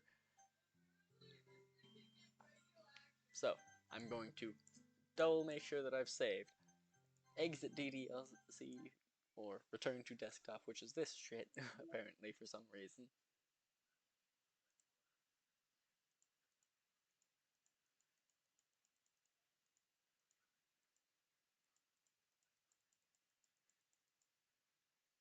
Yeah, wait, I haven't had this one before. That's interesting.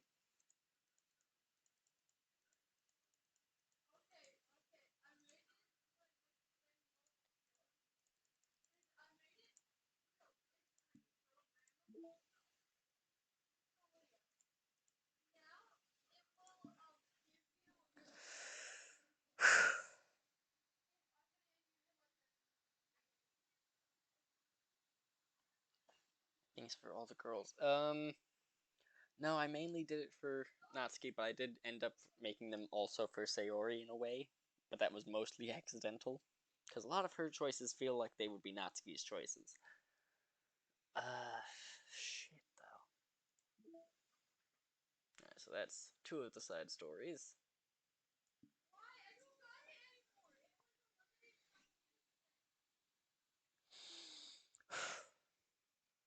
But yeah.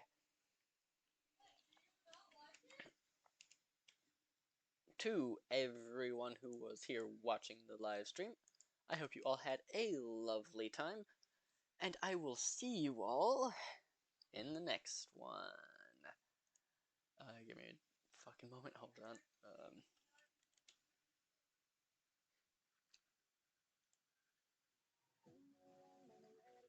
Bye bye.